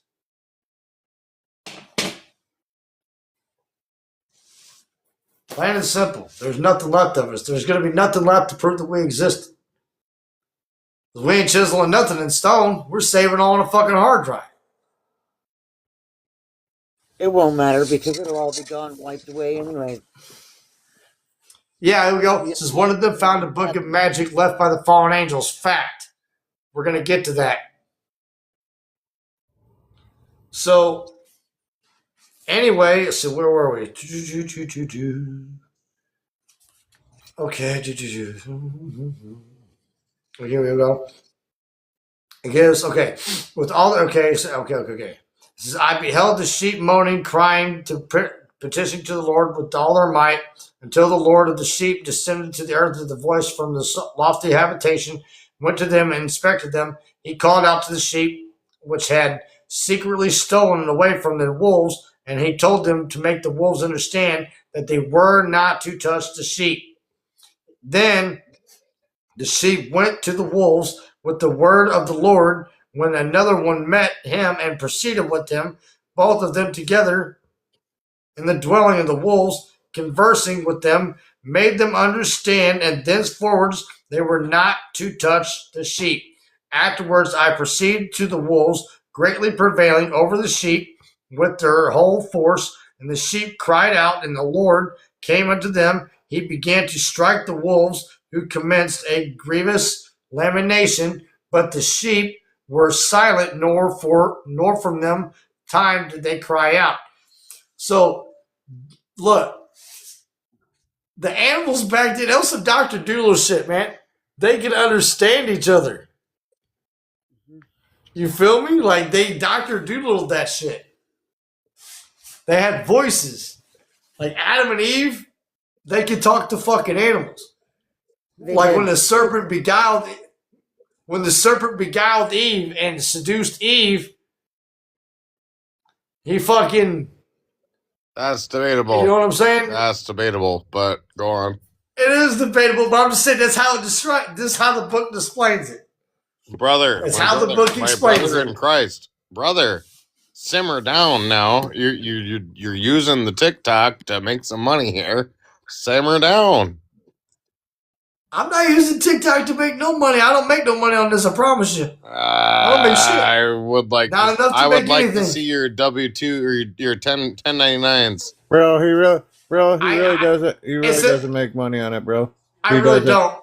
I don't make shit. I make I'm one of his close people, and he really doesn't, bro. I got a whole $1 in my account, dude. A whole whopping $1. All right, so let me ask you this question. So you got your Bible and pull Genesis up. Okay, what is it? Genesis? Yep, pull your Genesis up. Okay. Go to the first chapter, man. Okay, what chapter? The very first one? I'm saying the very, very first chapter. Okay, I'm in the first chapter. What's up? All right, so tell me what God said to Adam. Which, there's where? Pick which part? I'm in Genesis. Pick one. I don't care, man. He's not talking to him at this point. I'm calling you a poser. I'm not a poser, bro. Yeah, you kind of seem like I was a poser. just reading how the book explained it. Hey, man, I left the church because of people like you. So why don't you tell me? I have the Ethiopian 88. I'm just reading a book, man. Man, I am the devil in the speech. Because I think that it is not. Oh, he's too blocking me. far-fetched. I don't think it's too far fetched to believe that Eve was seduced. It also has a lot to do with what I think about Cain and Abel. Yeah, I wasn't gonna block him because he was cool the other night and he came in hot with that shit. I don't know Yeah, what he the was fuck that cool was the all other about. night, and then all of a sudden you want to start this poser bullshit. No one's posing. We're reading a book, man. Yeah, that wasn't cool. We're allowed to have different. Yeah, I'm just reading. God I'm speaks just reading all a book. Is all I'm doing. Yeah, we're just reading a book and doing we're great. talking and we're talking. We're not arguing about shit or nothing. Nope. And it's okay to have different opinions because God speaks This to is all of where us. spiritual beings living in flesh.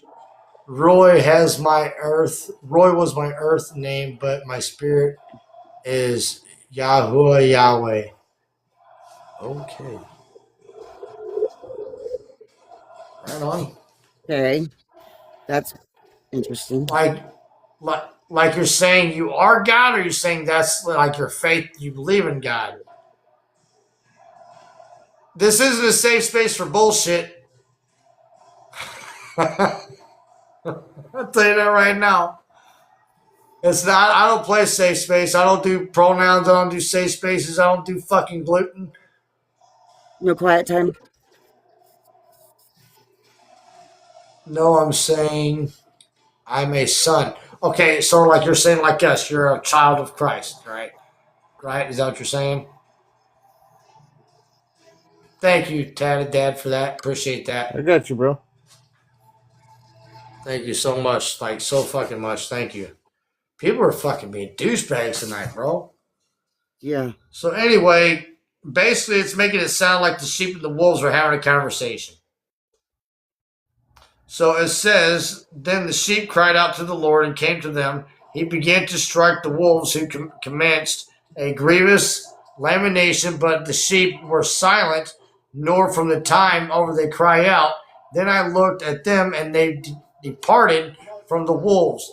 The eyes of the wolves were blind, who went out and followed them with all of their might, but the Lord of the sheep proceeded with them and conducted them. All his sheep followed him. His countenance was terrific and splendid, and the glorious was his aspect. Yet the wolves began to follow the sheep until they overlooked them and a certain lake of water. And then that lake became divided, and the water standing upon both sides of their face. And while the Lord was conducting them, and he placed himself between them and the wolves, and then the wolves, however, perceived not to the sheep, but went into the midst of the lake, and then following them and running them into the lake of water. So he drowned the wolves. Because God kept telling them, stop messing with them sheep. Stop messing with them sheep. Stop messing with them sheep. And he said, fuck it, I'm going to drown you. It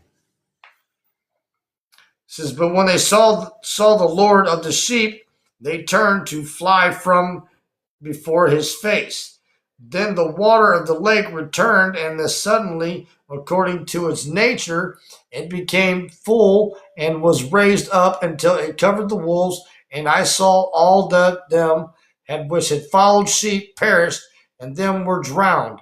So he's talking about everybody who drowned in the flood. He's talking about this. Oh, wow. Here I am thinking about like animals this whole reading.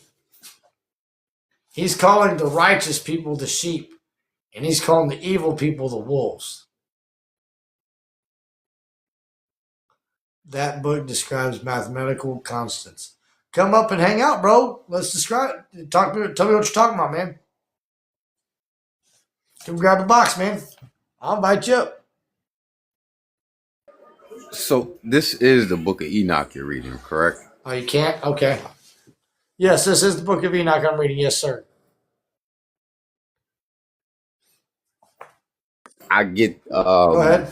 the book of Enoch and the book of Jasher kind of mixed up sometimes. Yeah. Yeah. If you read the book of Joshua, man, there's some crazy shit in that too. The book of Joshua, the book of Joshua, the book of Enoch, and the book of Ezekiel get mixed up a lot. Those 3 books get like intertwined a lot. Hey, I No, gotta no, go. not Joshua, Jasher. Jasher. Oh, I thought you said Joshua. Jasher. I gotta Okay, get so going. what's up? Thank you for having me up. I've got to get going. Oh, have a great night. Thank you for hanging out. Appreciate it. God bless. You two have a super good night. God bless. Oh, I was so the book of rabbit Jasher Come on is up, Jennifer. the book of Jasher is another one of those non-canonical books. Is it in I the believe that Ethiopian Bible? Is it a religious text? it's definitely a religious text. I'm not certain if it's in the. I don't have the Ethiopian Bible per se. I have like the KJV with the Apocrypha. I got another like lost books, and then I have what do you call it? The Book of Melchizedek. But This dude says yes. He command. Okay, and that book he does. He straight up says he commands the sun and the moon to stop moving. He does not command the earth to stop. He commands the sun and the earth, or the sun and the moon. Yeah. Miss Jennifer, come on, grab a box. Come hang out, ma'am. So basically, it says, let me keep on reading here. It says, we are not able to stand before the Lord and or who will look upon him. Then that sheep who conducted them went away and descended to the top of the rock. When the rest of the sheep again to grow blind, and they wander from the path which he had shown them, but he knew it was not. Wow. So basically, like God saved the sheep, and then the sheep went and got stupid. How? Ring a bell? God wiped us all out in the flood. He saved us from our enemy, literally right after the flood. And then he said, Jeremy, okay, if you say so be, we take the book literally. Yes, I can tell you why. Okay, so tell me why. So basically, what this is stating is God's like, dude, the world was wicked. Y'all knew it was wicked. And here you go being dumb again. And then, so I let you off the boat. These wolves start fucking with you. I save you from the wolves, right? And then you still continue to be stupid again. You still continue to mess up. God's like, no wonder why he was like ashamed of us. In the book of Genesis, it states that God was ashamed of his creation. He was ashamed of us. It's how we had acted. You don't read between the lines. I don't read between the lines. I call the bullshit.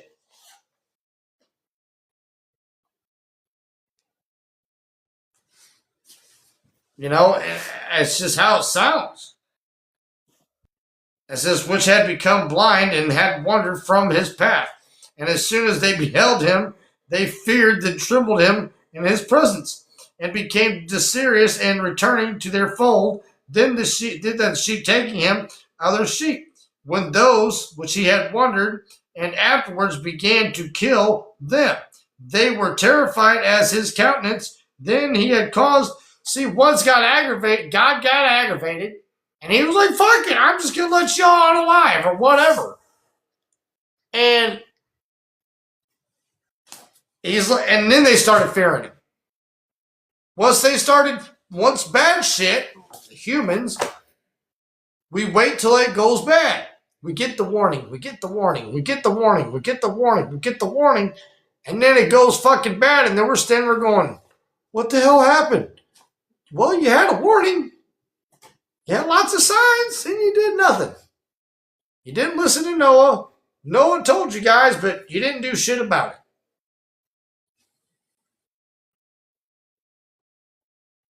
We are the sons of Christ.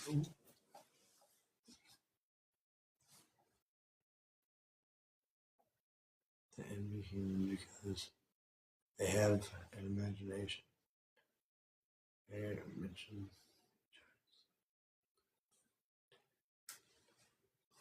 Yes. Okay. Let me specify something. Let me clarify something. Are we going back to the book, or are we talking right now? Yeah, I'm reading. We're kind of bouncing back and forth, honestly, explaining some things. Oh no, you're good, bro. You're good. Now let me make this clear.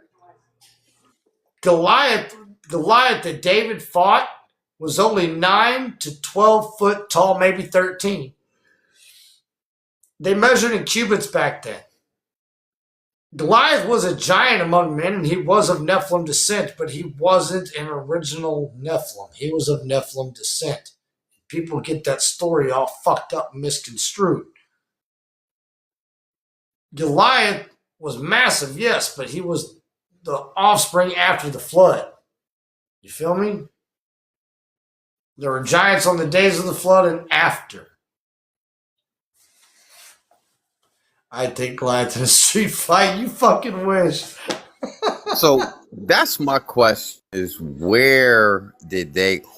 line did they come from? Because it was only Noah, Ham, Shem, and Japheth after the flood.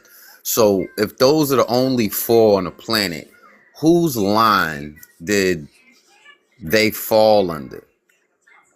It came from the line of Ham. From the line of Ham. I think it started with Nimrod. Ham was, from what the Bible read, from what this book reads, Ham was the black one. Ham was the dark-skinned one.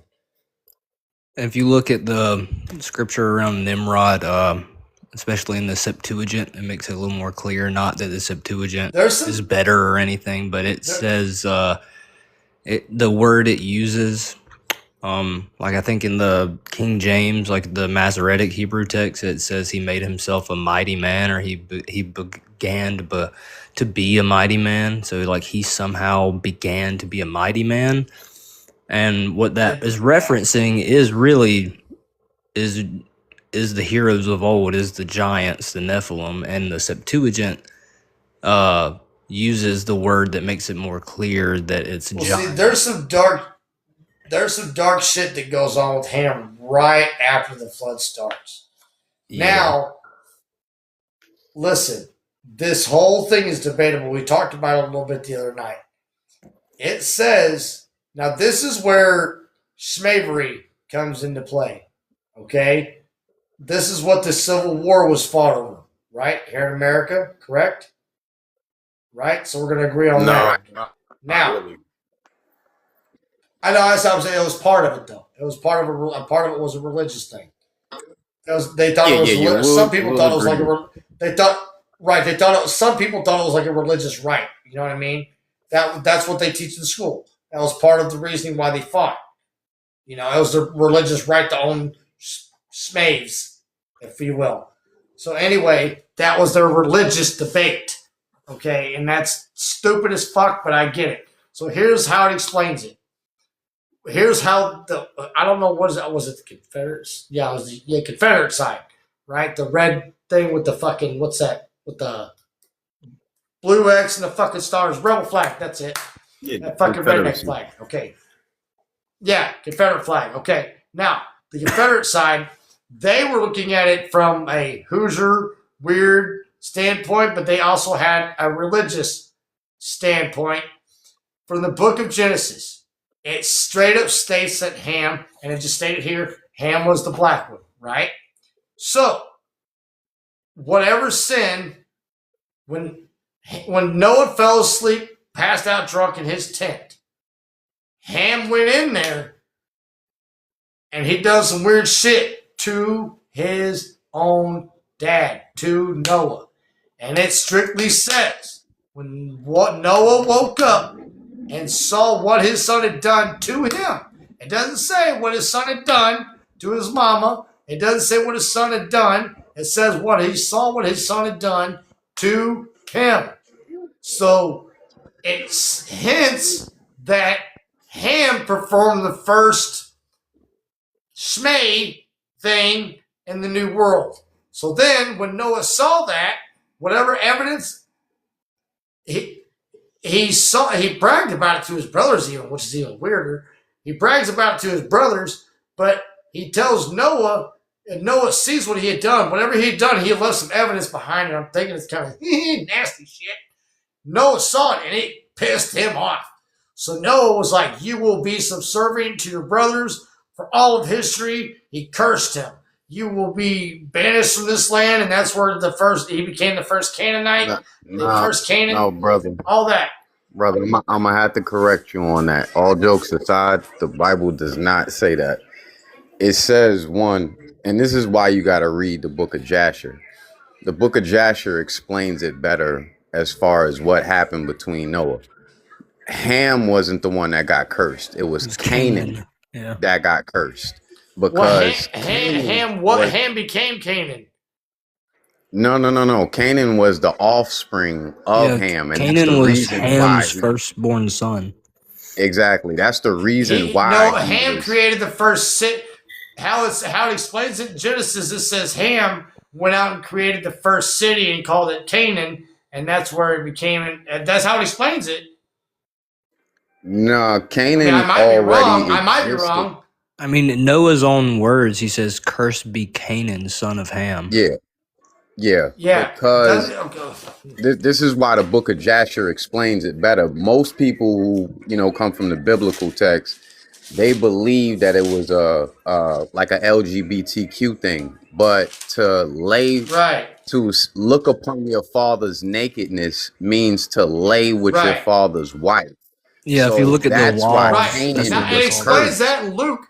But see, that's what I'm saying. That's what I'm saying. This is a very touchy subject for all kinds of reasons. Like this is even theologians and scholars are scared to debate and discuss this situation because it's such a sensitive topic. Because you don't know. Honestly, I'm gonna tell you the truth. Was it none of us there? And honestly, the Bible itself is written in parables and riddles and things we got to figure this out. Discernment. That's where discernment comes in, right? So I'm just saying, I'm just putting books together. Book of Enoch, Bible. I'm just throwing stuff together and just trying to figure it out for myself. I'm not saying any of this is fact, and I appreciate you guys for trying to help me figure shit out. Thank you, by the way. Because I don't know what's fact and what's what. You know what I mean? No, brother, I'm not one that takes offense to anything that anybody says about what they believe or what text we're reading. For me, it's more about the fact of trying to come to the truth as far as what the text actually says. So, all right, where can I find the book of Jasher? Is it in the Ethiopian Bible? Yeah, it should definitely be in a Ethiopian Bible. I think they have 101 Bible. 101 books or something like that.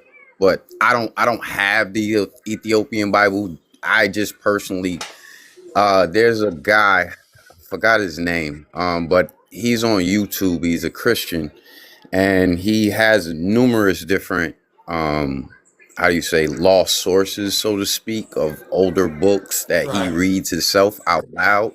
So I'll go on his channel and he has the book of Jasher. So I think there's 4 different chapters or different parts to it, but you can go up there and check it out. I do make it a point to let people know that I do have I'm gonna show just so people think I'm full of shit. I do have a King James Bible. This one's from 1904. This thing's older than dirt. 1904. I have a new 2023 King James Bible. This thing is missing shit. There is literally stuff that's in this one that is nowhere to be found in this one.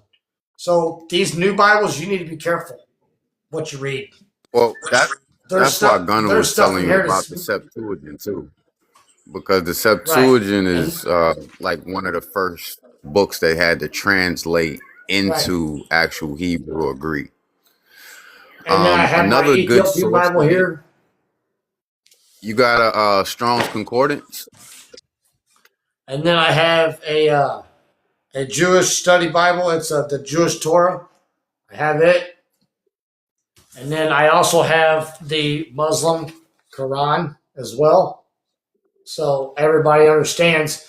Let me explain something. I think it's cool. I love this channel for this reason. Is I get tired of seeing people go into other people's religious lives and they'll watch a bunch of fucking YouTube videos or whatever, or TikTok fucking shorts, and they think they've been educated and they think, oh, well, I watched this and I learned this. I can go into this live and talk about it.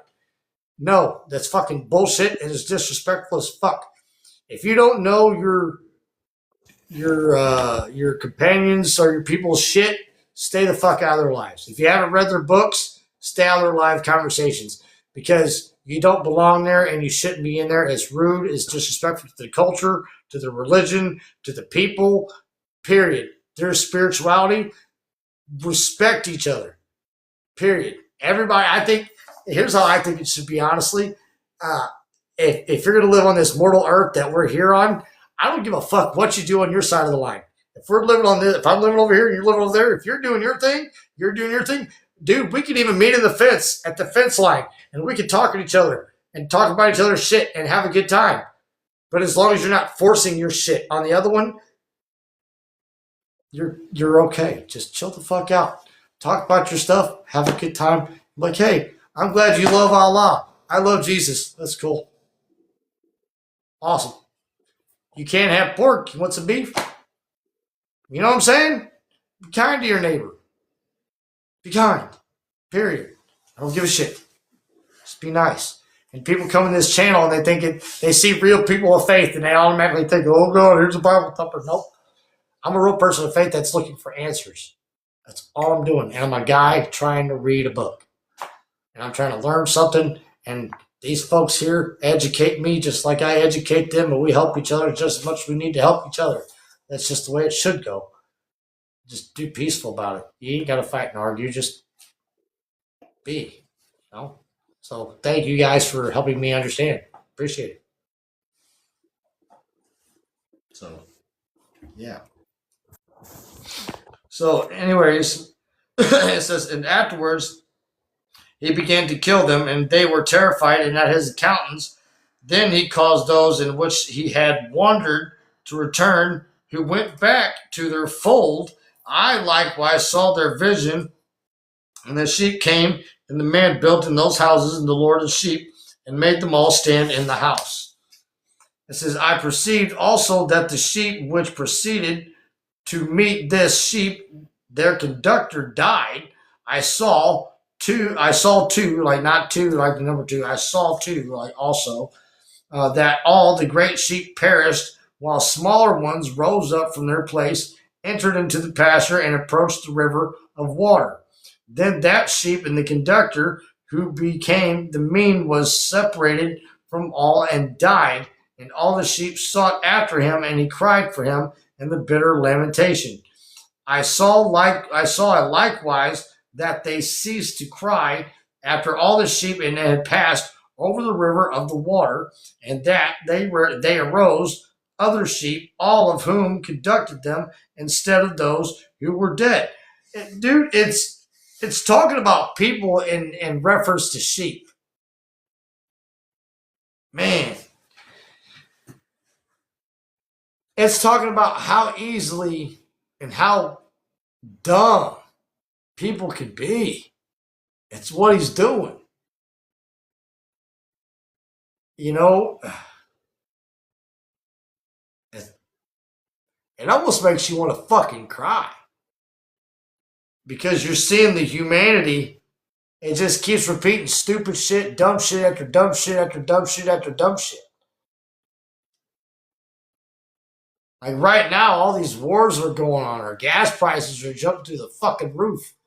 We got all this shit going on. And let me tell you this. One thing I've taken from this book is I'm sitting here and I got all these books around me and I'm reading them and I'm reading this. And I keep getting caught up in the fact that I am reading a post-apocalyptic or a past-apocalyptic book about the days of Noah. This happened in the past, but I keep getting caught up in the fact that this feels like I'm talking about today. It doesn't sound like I'm talking about Noah's time, but that's fucked up. When you read the King James Bible, Jesus clearly says, so was it, isn't it in the time, so shall it like it was in the days of Noah, or however it reads it. The bottom line, Jesus straight up tells you, in the end of days, it will be like it was in the days of Noah. Crazy shit, demonic, crooked politicians, corrupt church, corrupt people, false prophets, all this stuff. He says it. And then as I'm reading this book, which mentions Jesus, this book of Enoch, Enoch wrote his parables 2,500 years before Jesus was ever even born. Plain and simple. And people, who wrote the book of Enoch? Enoch wrote them. He says it. Enoch says he wrote everything down for future generations of man to understand. Enoch clearly states he wrote it all down. Man,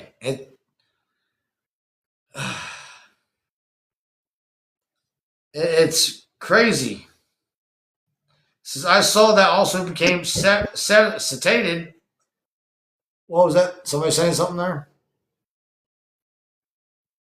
Nah, I was just gonna say he got taken up like Ezekiel did. So, God basically told him what to say to the world. And that's why I love this channel. Like it's supposed to be just a reading and hanging out, but like we end up talking about all these different spiritual experiences and journeys and things like that. You know what I mean? And it's amazing. Hey, Mike, did you come in here to crunch in my ear, dude?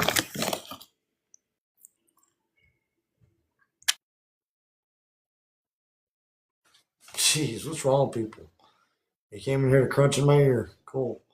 It's like Michelangelo in the Teenage Mutant Ninja Turtles movie. You know, remember he bites the candy bar and pisses off Raphael? Acknowledge me. What? What the fuck is going on here? That was the dude tatted. He said, "Acknowledge me." Oh, he's watching wrestling. That's funny shit. Okay, I got you. So anyway, it says he brought them all back, and their eyes were opened. Then dogs, foxes, and wild boars began to devour them until again the other sheep arose, and their master of the flock, one of themselves a ram, and conducted them. This ram began to butt on every side of those dogs, foxes, and wild boars until they perished. So, again, humanity is messing up, doing stupid shit, and he puts somebody of authority into position to help, to straighten us up. And even though this ram, person of authority, is there to help, we still don't fall in line. Wow, go figure. And he began to strike the sheep, treading upon them and behaving himself without dignity. The ram got so frustrated with the sheep, he was like, I tried the nice way in directing you guys, but now you're pissing me off. It says, then the Lord sent a former sheep again to still different sheep and raised him up to be a ram and to conduct them instead of the sheep who had laid aside his glory. Going therefore to him and conversing him with him alone, he raised up that ram and then made him a prince and a leader of the flock. So whoever this guy was did something right. All the time that the dogs... I'm sorry. Go ahead. Go ahead. I was going to give a thought on the Rams thing. I think the first ram Go ahead. is what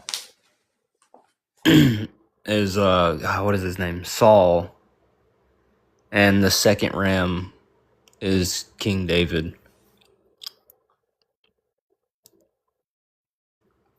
He says you're drunk. I'm not drunk. What the fuck? He's calling me drunk. I don't drink, dude. Just because I get frustrated with people because I think people are dumb. People are dumb. We all make mistakes. We all get dumb sometimes. I'm not drunk. Who is this? This Meta Compass.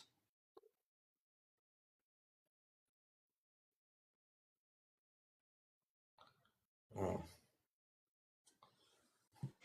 I was just gonna say I would have to agree with Gunner. With who? I'm agreeing with Gunner. Who's that? Who's Gunner? Oh, okay. That guy. Guy who just spoke. I'm trying to pick everybody who's who. I see him. I got you right there. Okay. All right. So thank you for helping me out with that, guys, and doing your moderating thing. I appreciate the shit out of that. Thank you so much. Thank you for the heart, me. I appreciate that. He said Saul was first sheep and David was second sheep. Oh, yes. Gunner, I agree with you. Yes. I agree with that statement completely. So these rams, wait. So the ram was who? Say it again. I'm sorry. Gunner, can you repeat that, Bubba? I'm sorry. I think the first ram that was risen up and given authority was King Saul. And then the other one, the second one, is David. So this is after the flood. These are the first two kings that were raised up with Saul and David. Yeah, I mean that's just what it seems to me, like especially what it says about the second one coming to converse with him and the story of David and Saul and all that. Yeah, because it says the first ram paid respect to his later ram. Then that later ram arose and fled away from before his face, and I saw that the dogs caused the first ram to fall. Yep, there you go. But the latter ram arose and conducted the smaller sheep, and the ram likewise begat many sheep and died. Yeah. So it would be Saul and David. So yeah. So they would have many sons and then they would die. Yeah. Saul and David. That sounds about right. Huh. Thank you for that. I didn't picture that one. Didn't think about that. So this is okay. It kind of skipped over the David and Goliath story and it just skipped to they had sons and they died. Okay. All right. Well, that's fair enough. Then there was a smaller sheep that the ram instead of him, which became a prince of a leader conducting the flock, and the sheep increased in size and multiplied. And the dogs and foxes and the wild boars and the feared and fled away of him. The ram also struck and killed all the wild beasts, and they could not again prevail in the midst of the sheep, nor did any time to snatch them away. That he's talking about Samson. That's Samson. That's got to be Samson. Because listen to how he talks about that. He said that ram also struck and killed all the wild beasts, so that they could not again prevail in the midst of the sheep, nor that any time ever snatched them away. It sounds like when Samson took out the Philistines in the temple. And he slaughtered all them Philistines with a jawbone of a donkey, right? Yep. Am I right? Maybe. I don't know. That wording is very interesting because it says whoever he is, he smote the enemies of Israel to the point to where they could never bother them again. Right. And that I can't think of a person. Right here it says that. The only thing I can think of is Samson. I mean, I guess if that's the only foxes and the other animals are specific, you could say Okay, maybe that is the Those are Philistines. yeah. Are they right? The foxes and like the threatening animals, if you Yeah. will, the enemy animal. I guess that would be a reference to the Philistines because he's referencing to mankind as sheep. He's referring to these other guys as rams, and this in particular ram has slaughtered a bunch of these unrighteous people, which it sounds like Samson and the jawbone of his donkey and doing his thing. It Well, I don't says know. again. Didn't David didn't Saul ask for 100 circumcised of the Philistines, and David brought him 200? I mean, David was not. Yeah. David conquered a lot of Philistines, the Amalekites. He conquered. He was not. So he might still be talking about David then, because Gunnar just said it was David and Saul. That's so what he might be talking it about. Sounds more still like David to me. Okay, so it might be David then. I wonder if it's going to tell us. Oh, I don't know. It says again, I saw that those sheep. What was that?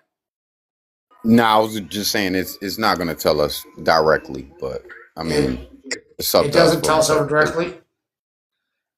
Okay, it says the Lord of the sheep stood upon that tower and caused them to full table. It caused a full table of approach before him. Again, I saw that those sheep wandered and went various ways, forsaking that their house, and that the Lord called home some among them whom he sent to them. But the sheep began to kill, and when one of them was saved from slaughter, he leaped and cried out against those who were desirous of killing him. So this sheep lived, this guy lived. And he was still being a douche. So everybody else unalive. And he was a survivor. God allowed him to live. And he was still a dumbass. Wow. So, but the Lord of the sheep delivered him from their hands and made him ascend to him and remained with him. And he sent also many others to them to testify. So let me tell you this. That right there, he just said, okay, this sheep may be a dum-dum, but I still love him. I'm going to let him into heaven. That's literally what just happened. So listen, I love this part. I love this part of it. Is when you see all them people in church on Sunday or Wednesday night, and they're doing their little praise and worship thing, and they're like, oh, when the end of days comes and Jesus comes, it's going to be such a bright and beautiful day. No, it ain't. No, it fucking ain't. It is not going to be bright and beautiful. It's going to be bright and beautiful for the ones who get raptured up and don't have to live through it. Because for the ones who got to live through it, yeah, we're fucking screwed. The sky's going to crack open. There's going to be earthquakes and pestilence. There's going to be all kinds of wars and shit breaking out on earth. There's going to be all kinds of wild shit happening. And it's going to suck real fucking bad. And Jesus is not going to just... Not biblical, go ahead. Right? I was saying that, the rapture is not biblical, right? How is it not? It's in the book of Revelation. Not the rapture. I mean, you're describing the day of the Lord. Yeah, the rapture. It's that's why I like this, man.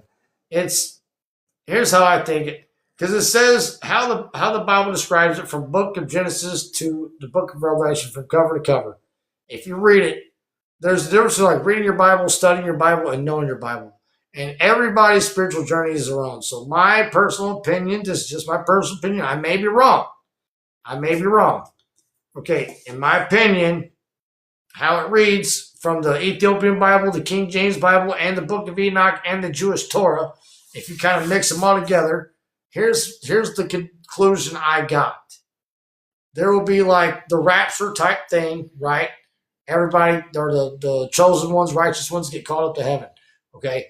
So it'll be like rapture, 7 years of tribulation, then Jesus comes back, rules for 1,000 years, and then so on and so forth, how it explains it. That's pretty much how I took it. I may be wrong. I don't know. I'm not God. I'm not the devil. I'm not a spirit. I don't know what's going on. I'm not there. And I wasn't there when they set these rules in play. I'm just reading the book. And I'm just saying from what I put together, it's how it sounds. I could be wrong. I don't know. I'm not there. And people, scholars, and theologians have debated these theories for literally thousands of years, trying to figure out how the rapture, like you said, the day of the Lord. So I'm gonna agree to disagree with you peacefully. I don't know. I don't know. And like you can read what you read and believe what you believe. So I'm not upset with you at all. I appreciate your input. If anything, thank you. It gives me more. It opens up my mind a little more. But bottom line is kind of how he explains it. And so, can you explain to me can you tell me what your theory is on the rapture and tribulation and so on? Can you explain it to me if you don't mind? Yeah, no problem. As far as from what I'm understanding, we have to go through the fire. Uh, that was kind of, how do you say, prophesized in the days of Daniel when they went through the fire, but they came out without any burns. So that's similar to the Right. ones that's going to be saved in the end. They're going to go through the fire, as it says in the days of Jacob's troubles, but they're going to be saved from that. And to me, they're going to be saved through their morality. I believe that it's going to get so bad economically that the average person that doesn't have a moral system will eventually become, how do you say, just beastly, so to speak. And I believe that those who are moral are going to have to come together to create a society of complete morality where there is no room for immoral acts, where things just aren't accepted. I mean, if you're not biblical, if you don't agree to morality, if you don't agree to certain things, then you shouldn't be among certain communities because you'll be subjected to certain things because they'll be agreed upon.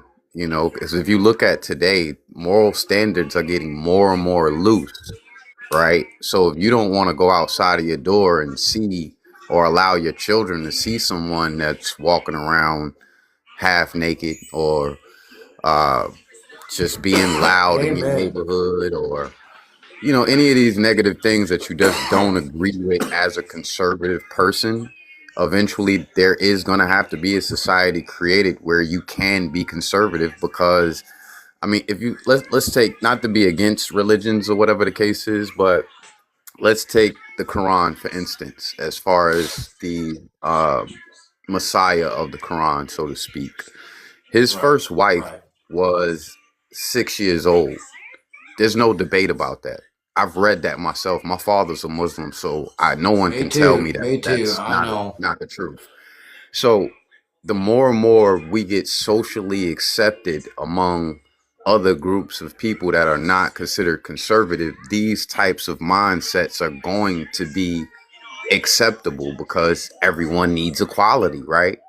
So eventually all of these immoral acts will eventually become socially acceptable. And at the end of the day, that's the fire that we got to go through. But eventually that's when the world is gonna realize this is just completely out of hand. And at that point, it'll be too late. And that's where Jesus Christ says in the end times, that's where he says bad will be called good and good will be called good, or bad will be evil will be called good and good will be called evil. That he strictly Exactly. says it. I mean, they're teaching it right now. I Okay, mean, they got let me throw a fastball to you, and I want you. I guarantee you're going to hit it right at the middle. Okay, it's a baseball reference. I like baseball, so I'm going to just throw a fastball to you. Okay, anybody can hit a fastball. So, what if I was to tell you from my perspective, okay, this is just an opinion. You can agree to disagree or whatever, completely disagree, whatever. I ain't gonna shed no tears, and neither of you. We're still cool. So, uh, what if I was to tell you the rapture happens? The governments of the world know it's the rapture, right? But which goes along kind of the prompt that's up here. If you see it up there, the UFO alien files have been disclosed, right?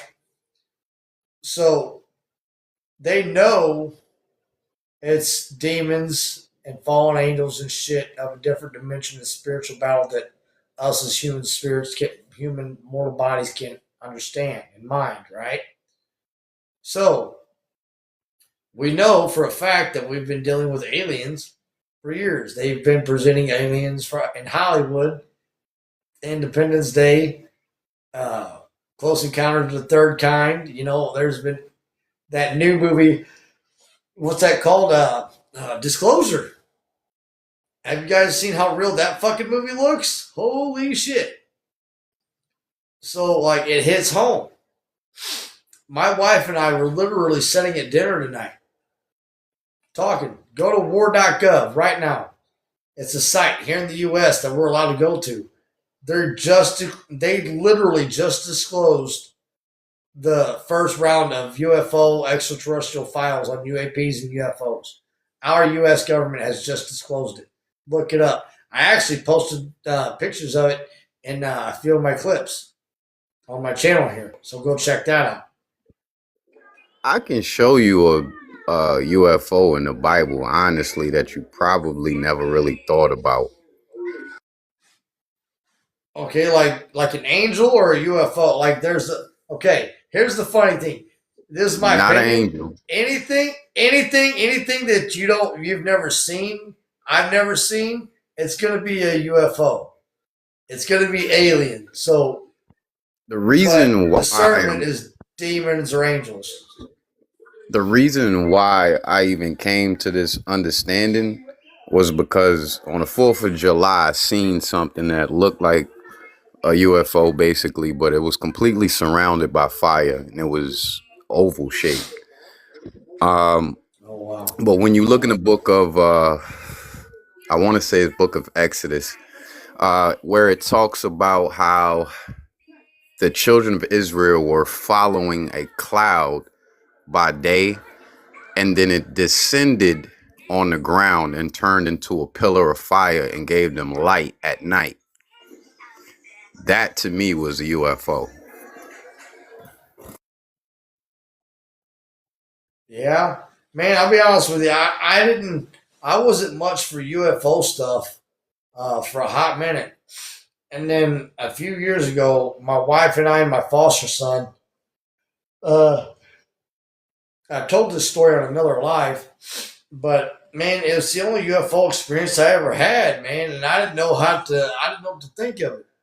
I actually reported it to the U.S. UFO sighting deal. I actually reported it. My foster son and I had just gotten back from his wrestling tournament deal, and we were out back and we saw this. And the government just released a picture of it. It's crazy, triangular one. So I see like this triangle thing. It's up, like it's way up in the air. You know, it's up in the sky. You know, I see it, and it's got like these dullest, and it was kind of gray, cloudy that day, but you could see the shape of it. It was a fucking triangle. It wasn't no helicopter. It wasn't no plane. It was crazy, and it stayed in one spot for more than half an hour, dude. Like literally more than half an hour. Because listen, my wife was on her way home from work. Excuse me, folks. I'm sorry. My wife was on her way home from work, and I called her on the phone. I was like, "Babe," I was like, "There's something in the sky." I was like, "This is fucking weird," you know. And she was like, "What do you mean?" I was like, "Well," I was like, and I explained it to her like I just did you guys. It was triangular, some lights and whatever. And I was like, "This motherfucker ain't moving." I was like, "It's like steady." staying there. Like it wasn't bobbing, it wasn't swaying, it was still. Motherfucker wasn't moving. And it wasn't making a sound from how far away it was. I couldn't hear it there. But then my wife finally gets home. This thing was there a good 45 minutes, bro. And I'm not making this shit up. And my wife gets home and I run outside. I'm like, look, it's still fucking there. And I'm pointing at it and my wife looks and she's like, whoa. And we're standing there. We're just watching it. And then finally, dude, it just like it rolls like thunder. And it didn't sound like a plane or a helicopter. You know how a diesel, a tractor trailer with a whole trailer on it, sounds when it blows by you about 75 mile an hour on the highway and makes that loud whining noise? And whoa, it sounded like that, but louder. And it flew like right above us over the clouds. And all of a sudden it just went, dude, it freaked us out. You couldn't really tell, like I said, it was cloudy, but the way it looked like it tilted up and just like quicker than shit. It was gone, just like that. My wife gets on the phone. She starts looking up how to report a UFO sighting. We reported it. Then the other day, they released these UFO files I got pointed up here. Okay? They released these files. They got pictures. They admitted to this triangular shaped UFO with lights. I showed it to my wife, and she was like, holy shit, that's exactly what we saw. I was like, I know. And it blew my mind. It completely blew my mind. And then my wife tells me this story from when she was a kid, that she saw a UFO, and then the very next day she went to school, and these people came in and were asking these kids if they saw anything. And my wife was like, I was so scared, and I didn't want to be considered like the weird kid. She's like, I kept my fucking mouth shut and didn't say nothing. But she said whatever it was, that lady explained how it looked, and my wife said she sat there. I don't know why it was like kicking me out, but it did. Oh, that's okay. Yeah, I don't know. I thought you left. That's okay. No, I didn't leave. But my wife said whatever it was the lady explained, it was exactly what she saw. So that's. You guys ever see the movie Nope? You guys ever see the movie Nope? Yes, the movie Nope. That's a very good one. I believe like these things, like these spaceships or whatever you want to call them. I think they hide in the clouds. I think they're really up there. We just can't see them. They want to be. What? They want to. So hey, Gunner and. Hey, they want to. Just like I said with Sasquatch, everything else. They want to be seen when they want to be seen. So I want to ask Sasquatch and that Inko or Enoch. I don't know how to pronounce that, bro. They're both fucking badass dudes. I like them. Yahweh, okay. Gunner and Yahweh. I wanted your opinion. The government is disclosing these aliens. So in your opinions, what do you think they are? The aliens or the demons?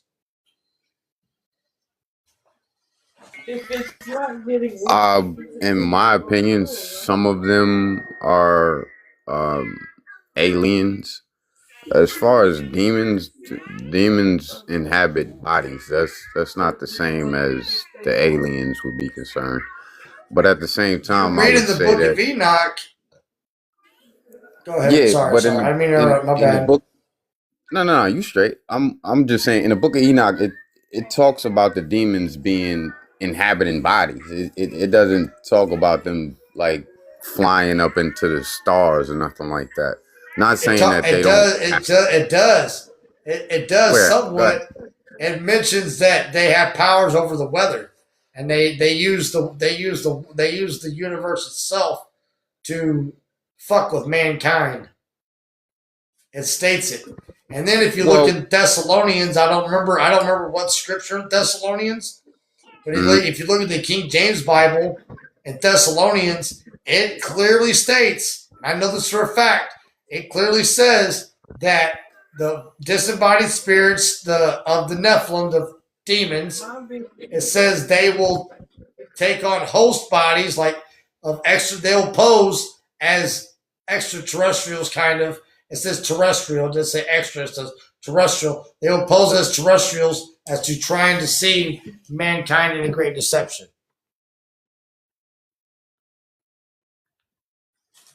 I hear you, It straight up says but at the same time, there are you gotta understand. I've been into spirituality and the whole conspiracy theory thing for a long time. So me too. You gotta go with people like Bill Cooper, right?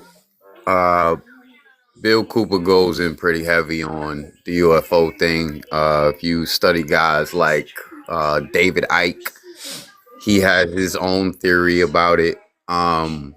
There's contactees that I've studied as well, like Dr. Delbert Blair. There's another guy by the name of George Adamski. But putting it all together, I would say that there's numerous different beings. I don't think that there's one particular type. And if you go into the Sumerian text that a lot of people try to kind of line the Bible up with, it talks about the ones that were from planet Nibiru, and they basically came down and tinkered with the DNA of the humans that were here. You're talking about the Anunnaki. Exactly. So, I mean, those were humanoid. And then when you listen to, there's a book called Behold the Pale Horse that was Bill Cooper. Right. What culture was the Nibiru based around? Sumerian what culture text. Was it? Okay, the Sumerian text. Now, there you go. That was the Sumerian point of view.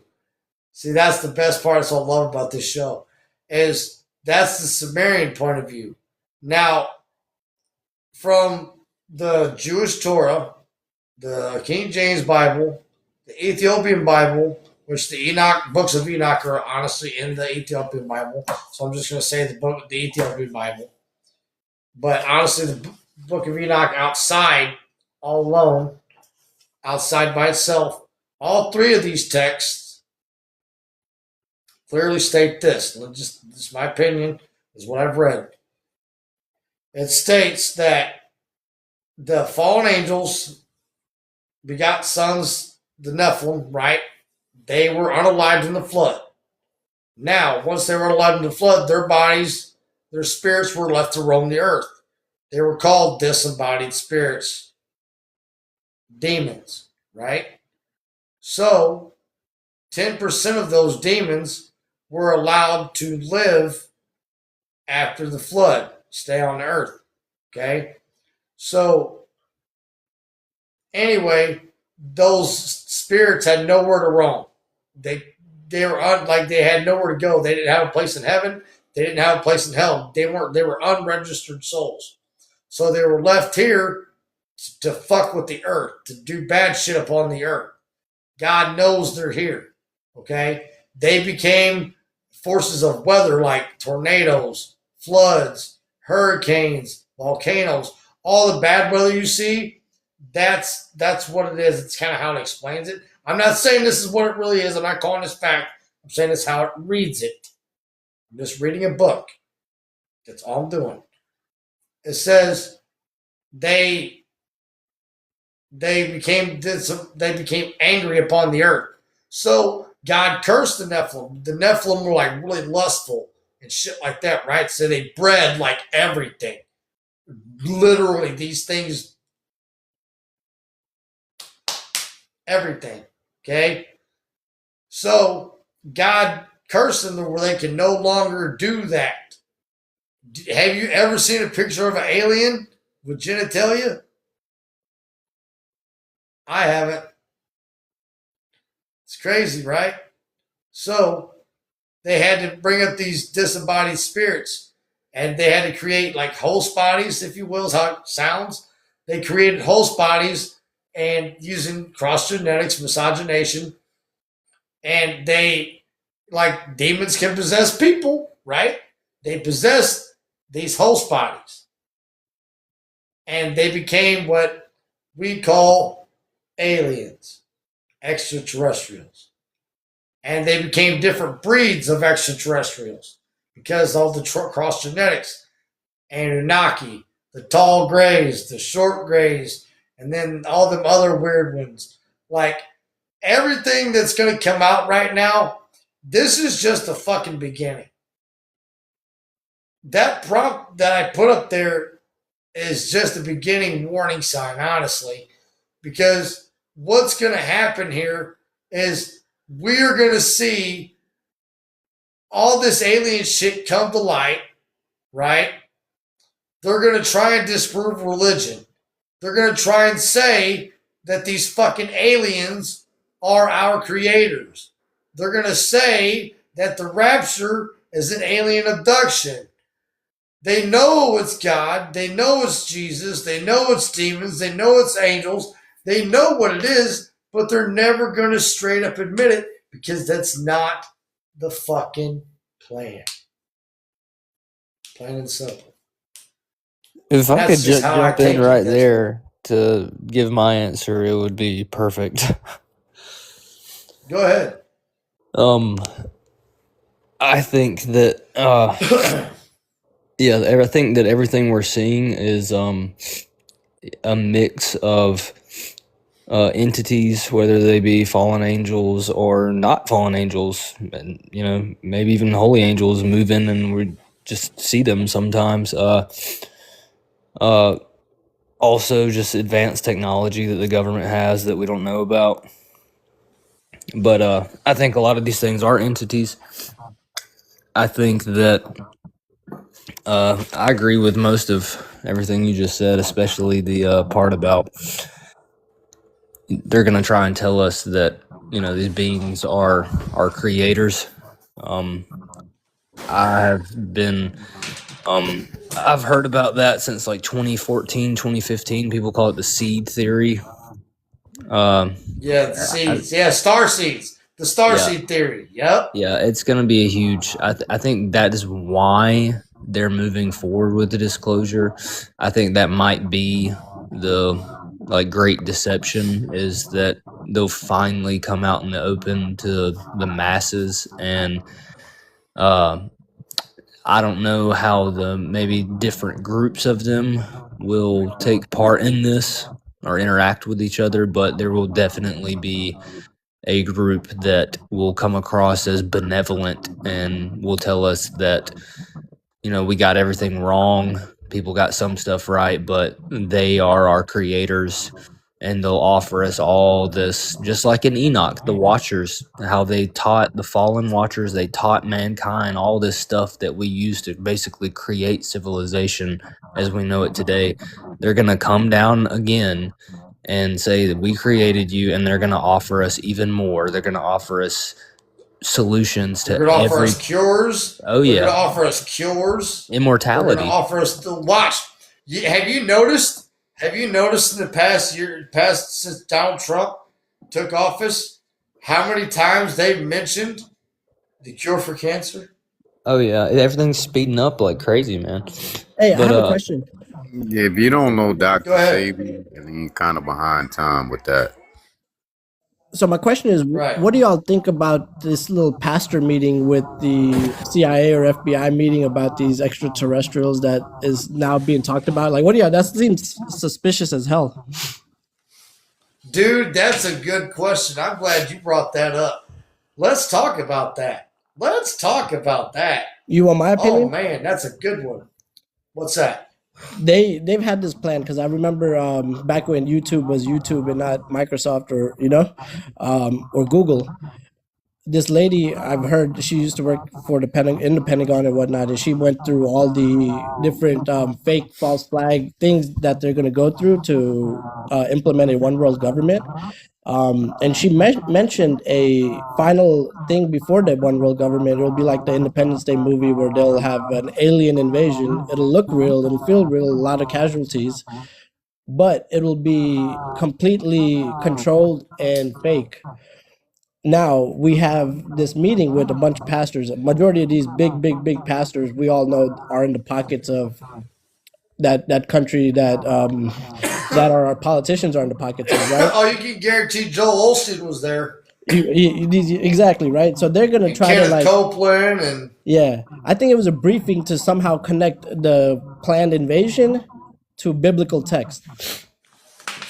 Yeah, that's the scary part. You ever been to like Disney World where they have that theater thing where it looks like a whale's right above your head? You talking about Epcot Center?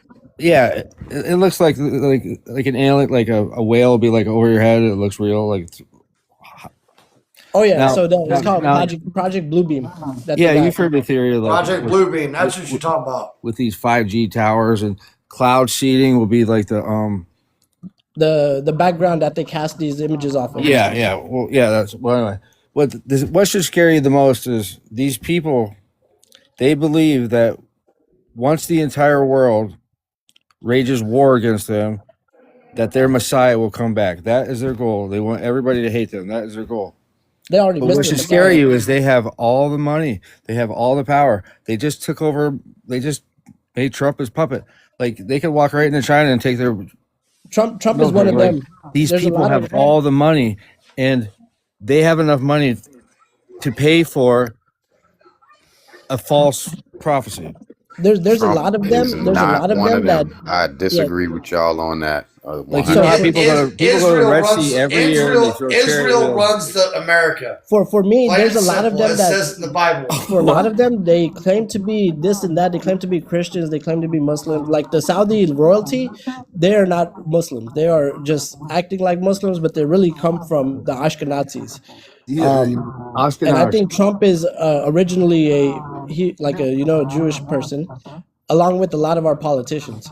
But they'll present themselves as Christians, they'll present themselves as Muslims, but they're really not. And we've been forewarned in text, both the Quran and the First Testament, that they're going to claim to be certain religion, but really they don't believe. They're so evil. Okay, hold on. Evil, man. Hold on. Let me pause. Hold on. Let me pause everybody for just a second. Now, I have a few people in here right now, so I'm going to say this. Can we all agree with one thing? I don't know what we all believe right now, but I think it's safe to say, I love this. It's safe to say that we can all sit here and agree that everything, no matter what side you're on or what religion you're from, right now, what's going on in the world, from all these books that I've showed you, it's prophetic. Everything going on in the world right now is prophetic. Oh yes. Period. And we've been warned about it. You mean prophetic? Like prophecy? Yes. Yeah, they're paying for it. Yes. I wouldn't say They've been prophetic. predicting this I for think 30 it would be years. a warning, like a warning, like try to stop this if y'all can. They had to wait for this certain date to do this. You know how like last Right. year the Like the 7 planets aligned and all this stuff? Like they're waiting for this. They were waiting for this date. And 6, Like- you know how all the kids were going 6, 7, 6, 7. They saying something's gonna happen in 6, 7. They Yeah. actually Hey, are telling us go, this YouTube. go to your go to your Well, calendar on your that's- phone and see when the 2026, holidays bro. stop. They said they're gonna go That- through it. I'm gonna just say that's based on the fact that if you read the Bible in Hebrew, you'll see that in the beginning, that's where the gods rule. It was not the God of the heavens that was ruling. So the heavens that they had created was the tree of good and evil. And then in the 7,000th year is when God takes over and he reigns, because it said that it's 430. It keeps using it. 430, 430 is Elohim. Elohim is plural. those are gods. That's not the God of the Bible. The God, it says Lord God in capital letters, which is 3068 in the Strong's Concordance. So you'll see bro, that. Catch you later, brother. Thank you. Hey, I want y'all to do this. Go to your Apple calendar or your Android calendar and keep scrolling until you don't see any more holidays. Well, I can't do that right now because I'm live, but yeah, I get you. So what do you mean? What does it say? Explain to me. So for Android, the holidays stop in June of 2027, and from what I've heard, there is no New Year's or anything in Apple calendars in 2030. Like nothing. You know how they would put like Memorial Day, Easter, la la la la, nothing.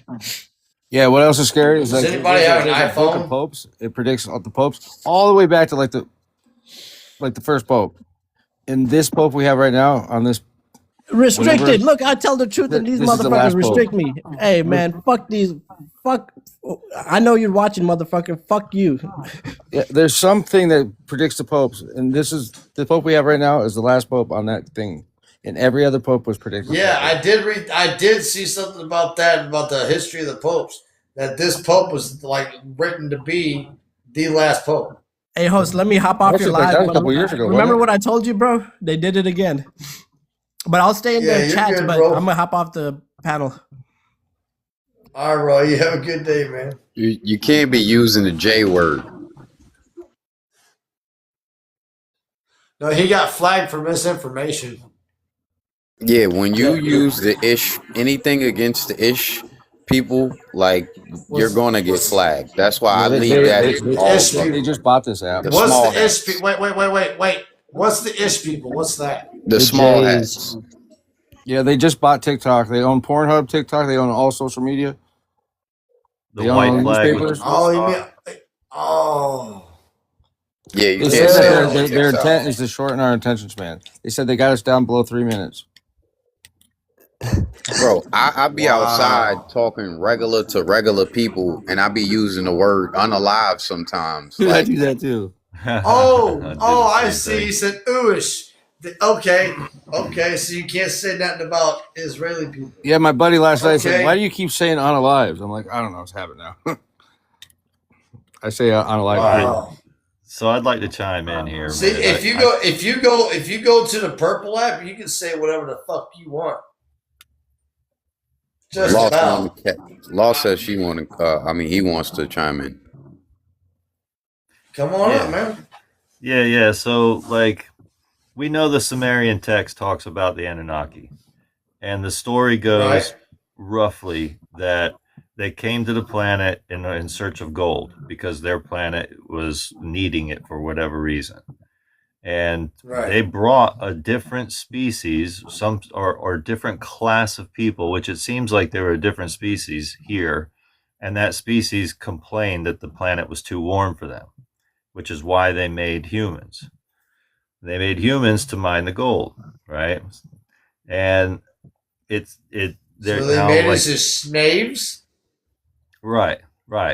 So, or fuckers. Yeah, seriously. And I don't know if you guys have followed any of Lloyd Pye's stuff. Do you know who Lloyd Pye is? Sounds familiar. I think I might have. You mean the guy? Is he like younger white guy, kind of blonde hair? Talks about the Ajiji. No. This guy's old. He's passed away now, but you might still be able to find some of his stuff on YouTube. It got split up and taken down so much. This guy went to all the geneticists. He was one of the first ones to point out that humans have 46 chromosomes and apes have 48. And if we are to, go along with natural evolution, that couldn't happen. Right. And now when you ask geneticists, they'll tell you, well, humans have a fusion. Can I ask a question? Can I ask the question real quick? Where does the Sumerian text come from? Emerald tablets. Sumar. Well, no, they're clay tablets. There's millions of them. It's the oldest writing that we have that humans ever did. Real quick. I would have to agree. Wasn't the whole mainstream that this story that he just said that everybody knows or hears about the Anunnaki from the Sumerian text? Wasn't that proposed by that guy Zachariah Sitchin, and he was like proven to be like a fraud, and he like made a bunch of it up? So he did take, he definitely took liberties in the story, but like those stories are like still real. They still have like he'll fill in like with when the stories when you read them, it says like beings that come down, and Zachariah Sitchin would just plain out say aliens and stuff like that. Oh, okay. Right. So yeah, there's a lot of pushback on it, but yeah, all this stuff is in the Emerald Tablets. They say the Emerald Tablets are 36,000 years old, which I didn't believe, so I've been trying to debunk it. Edison, like everybody, there's alchemy in there, all kinds of stuff. Isaac Newton did a translation of it, but all the biblical stories are in those tablets. And the reason they created us for gold, like you said. And the reason there's Enki and there's Enlil, one's Satan and one's Yahweh. And the reason he flooded the earth the first time is because we were too loud and he couldn't sleep at night. That's what it says in the tablets. okay, We were annoying. so Thoth there's a lot of Thoth overheard that conversation, so he got our DNA. That was the ark, and then he put a little extra juice in it, a little extra sauce. That's why Jesus says you could go on to greater and better things than I. And then they also inserted a worship gene because the best slave is a person that doesn't know he's a slave. And then they sealed off the end of our DNA and limited our life to 120 years. You gonna give me a little time to talk, or yeah, I'll just. I just wanted to get that one part. I've heard a lot of different variations, and I've heard a lot of their own interpretation, people's own interpretations of it. Right. Basically, what we're dealing with is a long history of people retelling a story. And that's a telephone game. I don't know how old you guys are, but they used to do that in school, and you can't get through 20 people without the story changing. And if you have a single event happen, and you have 20 people that witness it, you're going to hear the same story told 20 different ways. So you have to learn how to look at the basic things and try to extract information. Learn how to look at.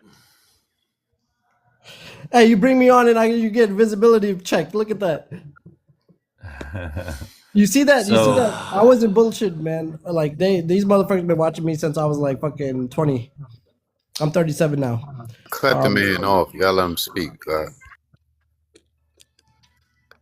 Yeah. My bad. Go ahead. Keep going. You got to fight. Hold on, dude. Hey, hold on. Let him talk. Go ahead, bro. So, like all of the religious texts that we have has little bits of information that line up with stories told in the cuneiform text. That's where Gilgamesh comes from. I know probably have heard about Gilgamesh and the similarities between Gilgamesh and Noah, right? The flooding and all that. So what I'm saying is that when you pull information and you're looking at, like 1,000 different types of stories that are told that have little bits of these information, right? Yeah, even Enoch. Yes, Enoch, of course, had stuff in there. I think it was the giants. What were they called? The Nephilim. Yeah, Nephilim. Yeah. So, but when you look at it, and when you look at the oldest information that we have, for instance, the story of Gilgamesh, there are parts of Gilgamesh that explain stars and space, and there's all other parts that explain an understanding of genetics. That to me is evidence that something along the lines of us being created must be true. And then you come to let me ask you a question. Let me ask you a question. Do you believe in Yeshua or Jesus Christ? Do you believe him? Yeah, like not in the contemporary sense, but I'm sure the guy existed for sure. Okay. Do you believe he died on the cross for our sins? No. In that way, probably not. Like I think he probably sacrificed himself to teach us compassion.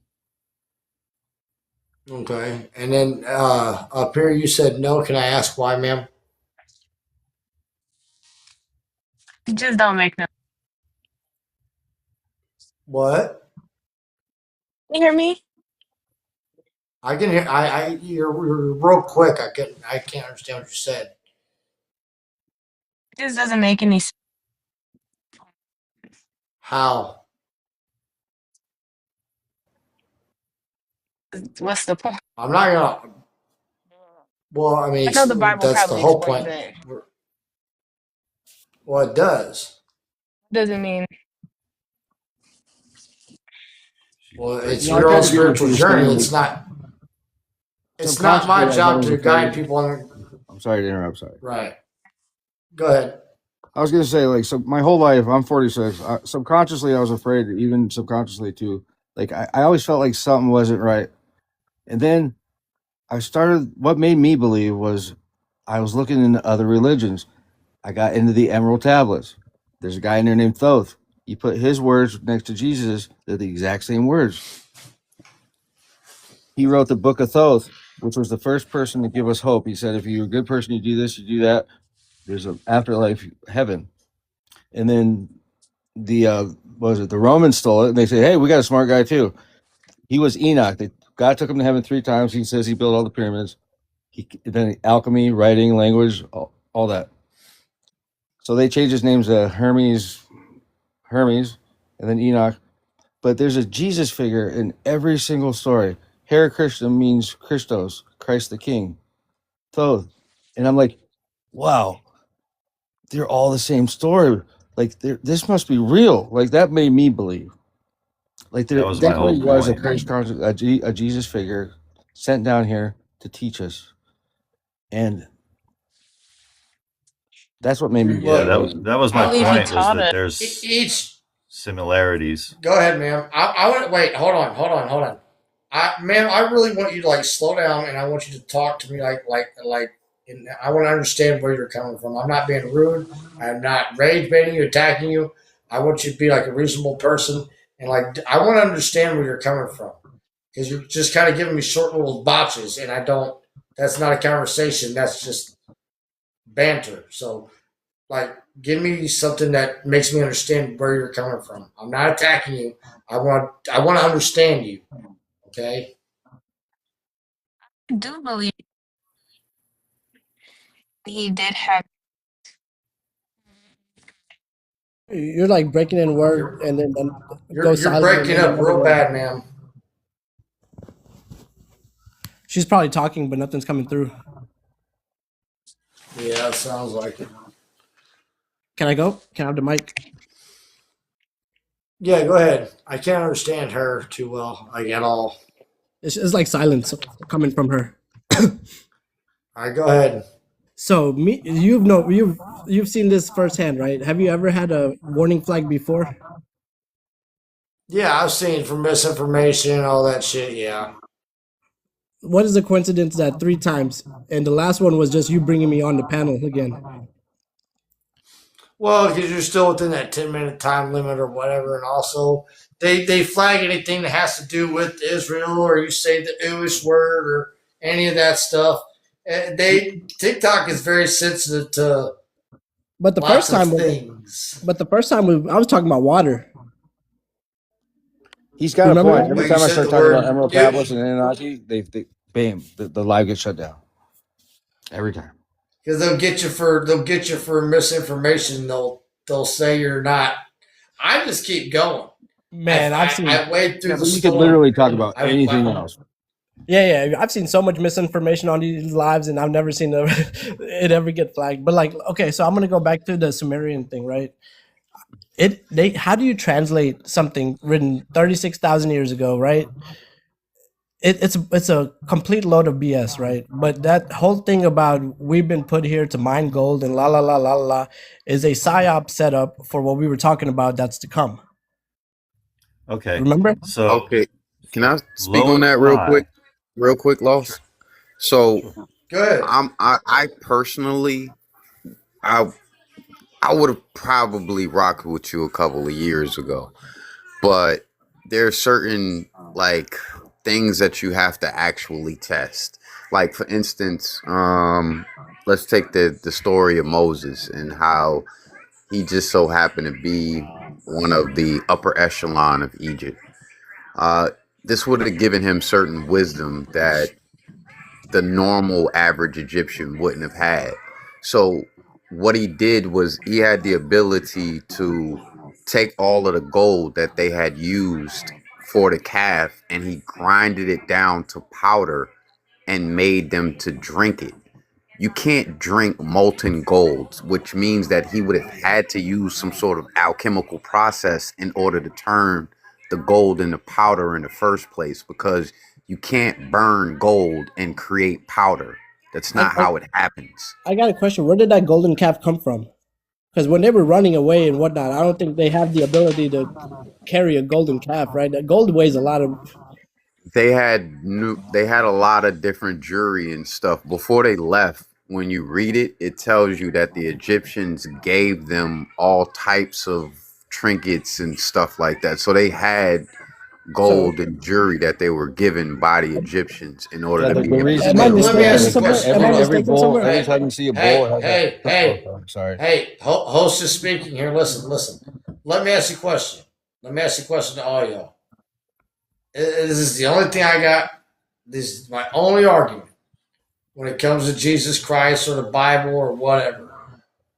Look, God knows the Bible was written by man. He knows it was rewritten and rewritten and rewritten and manipulated. I have proof of that right here next to me, okay? Like I said, this Bible is from 1904. This Bible is from 2023. There is stuff in this Bible that is completely gone that is actually in this Bible. This Bible has a lot more in it than what this one does. So, with that being said, that's where God gives us rules. Ma'am, this is for you, wherever you're at up there in the corner. This is for you, dear. Listen, this is where God gives us rules. Is my mic working now? It is now. Yeah. It is now. Okay. But I have a question for this. Hold Go on. ahead. Let me finish. This is where God gives us. I love simplifying shit because I'm ADHD as hell, and I can't stand complication because it drives me insane, right?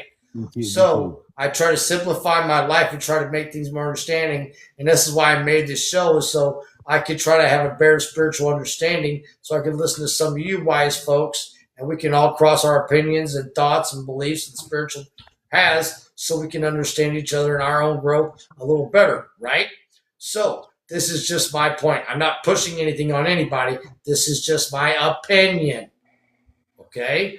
So, to my opinion, ma'am, you asked whatever yours was. I don't remember what the question was, but I know what you meant. So, is when you read that Bible, God strictly tells you to pray, meditate with Him in the Word, so you have better understanding of what you're reading.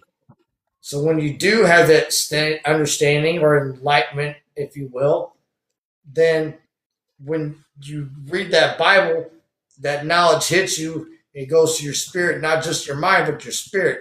And that's the point of Jesus Christ. That's just my opinion. Jesus strictly said, follow the law, live simply, and try to live as sinlessly as you can. He knows you're going to sin. He knows the Bible's written by man. That's why he said to pray and meditate. Spend time with him. And if you don't take time to actually try that, then you're not going to experience it. In my personal experience, I know what it's like to have loss and lose lots of friends and family. I lost my twin brother, and I thought about unaliving myself. I literally found my twin brother unalived. You understand? I saw him. I found his body. Got me? And it fucked me up. And then one night, I had a dream about him. He came to me. He didn't say a fucking word to me in this fucking dream, and it pissed me off. I woke up. Listen how fucked up this was. I woke up. My brother, do you guys remember that? It was real popular with the ladies back in the early 2000s in middle school. You guys remember that Curve cologne for men? Remember that shit? Okay, Yep. my brother would wear that shit like a male whore. Like he stunk. dude, I woke up from this dream. I could smell him like he was sitting next to me. Wow. And dude, I broke down in tears. I wept, and I don't mean just cried, motherfucker. I wept. Like I hit my knees. I hit my bed. I cried. I didn't know what it meant because in this dream I kept asking my brother, like, say something to me. I see you. Why aren't you talking? But he just kept looking at me with this look of solace, like everything's chill. He wasn't saying a word to me. He didn't speak. He never spoke. Not once. But he just kind of looked at me, just kind of like, it's all right. So then sorry to hear that, brother. I got real upset when I woke up. It's okay, thank you. So I woke up and I smelt him, right? Dude, I had this feeling like somebody had dumped warm butter on the top of my head and it like melted down my body to my fucking toes, bro. That's called an anointing. And man, that's when I knew God existed. That's when I knew that's when I knew God and Jesus was real. Because dude, I was gonna take my life. You feel me? Oh yeah. I was biting on the barrel, you feel me? Yeah, that was him saying you ain't done yet, bro. He's got your back up there, you know? Hey, so back to the question I had. From the timeline I remember, they were running away from the Pharaoh. The Pharaoh was chasing them. Now, if that's the case, how did the Pharaoh and how did they give him these trinkets, this gold? Like that doesn't add up to me. You didn't read the part where the firstborn was unalived. After the firstborn was unalived, he forced them to get out. And he gave them all types of stuff and told them to leave. Then afterwards, he changed his mind and pursued after them. But that was only a trap to get them to come to the sea so that they could pursue after him. And then they was going to be swallowed up in the sea. You know why they made a golden calf? Ball. No, that was the end of days. It was the end of Taurus. And Taurus was represented. That was when we got the Egyptian and the Greek mythologies, religions, and it was the end of days. So they were ushering out of Taurus, and then we're moving into Pisces, which is the religions we have now. And when they were in the desert, they didn't want to wander in the desert anymore. They wanted to go back to the way it was. They wanted to go back to their old religion, so they made that calf. That's why all the bulls in Egypt, they have a sun behind the horns. Just a food for thought, right? My understanding was that before Moses led them out, their way was to make a sacrifice to the Lord. So they would use calves. So it would make sense that they would take their possessions and turn it into. But food for thought, right? Who are the same people we were talking about earlier that we got flagged for? Who do they worship, right? Who do they sacrifice these sacrifices that are happening these days? Who do they, right? What is the main symbolism in a lot of these performances and these concerts and whatnot that are happening? Correct? Yeah. And then Moses was pissed the F off when he came back down. He's like, God split the damn sea for you motherfuckers, and y'all are over here worshiping a fucking golden calf. You know what I mean? Yeah, well, he was fucking livid. Don't make any symbols. He would be just as mad at people looking at crosses and crucifixes. Exactly. So it's food for thought, right? And y'all could come up with y'all's own conclusion, but like it is very, very interesting when you connect the dots, and it's like, hold the fuck up. And then the fake ones today, who do they worship? That same golden calf. This is my question. You know what this show reminds me of? It reminds me of a church that you're allowed to cuss in. Yeah. Sorry, I had to go off at the end. I got pissed like Moses did. That's a good church that will be honest. Don't be fake. Be honest. Be who you are. In my opinion, obviously, in my opinion. And I got. Let me ask you this, guys. Let me ask you this, guys. If you're familiar with the Bible, you've read the Tower. Joe, do you want to hold on? Joe, do you want to come up and hang out, bro? I'll send you an invite. It's good Lord, we're talking 10 Commandments. That's where it all started. Pair. Joe, do you want to come up and hang out, bro? I mean, you're more than welcome. I'll send you an invite, fella. Here. Oh, well, I can't. I don't know why I won't let me send you an invite.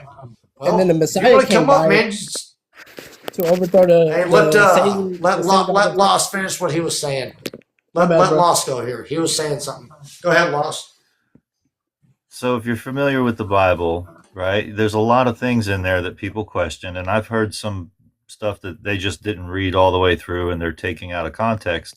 But one of the things that stuck into my head was like the Tower of Babel story, where the entire human race was all friendly and they were working to build a tower.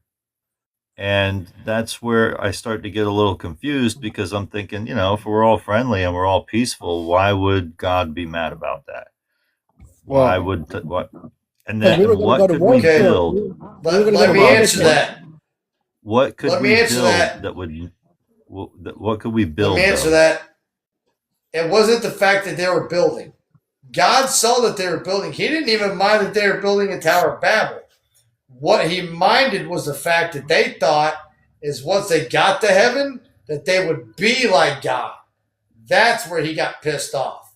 And overthrow God. Okay. And that's where God was like, You know what? It actually explains it in the Book of Jubilee that was a challenge to God. Yeah, the Tower of Babel. I've heard. There you go, right there. Are you guys familiar with the King's List? See, I've heard these. Explain it. The King's List. Hold on, guys. Hold on. I want to wait. Hey, hold on. There's a lady that just came in. Her name is Susie. Ma'am, welcome in. Hello. I just want to say hi to you. You've been in here for a few seconds. Thank you for joining. Is there something you would like to add? To what? Anything? You've been sitting here for a minute, and I just figured you might have something you want to say. I'm just listening. Oh, okay then. That works. All right. Yahweh, go ahead with what you were saying, bro. I was saying, the King's List is like one of the coolest things ever. It has like 7 kings before the flood that reigned for like 140,000. Like some of these kings reigned for 40,000 years, 70,000 years, 80,000 years. It's crazy. And then after the flood, the very first king after the flood was Nimrod, Gilgamesh. He's known as the guy with many names. He's also Moloch, Baal, Nimrod, Gilgamesh. He was the first king of Babylon, and he created the Tower of Babel because he believed that you could undermine God and you could get to heaven with your own hard work. You didn't need God. You didn't need to go through Jesus. He believed that you could get there with your own hard work. And Tower of Babel that's when God came down and he separated us all by race, language, religion, continent, oceans. And that's why he like split us all up. And honestly,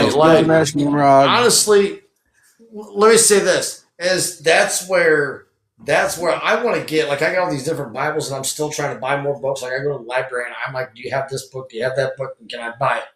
So, I want to get a hold of the Gnostic Bible because that fucking thing. Now, from what I understand, I don't know. Have any of you read the Gnostic book, the Gnostic text?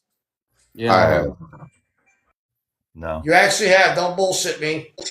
I have. Yeah. No, bro. I've been studying since I was 16. I'm like 42 now.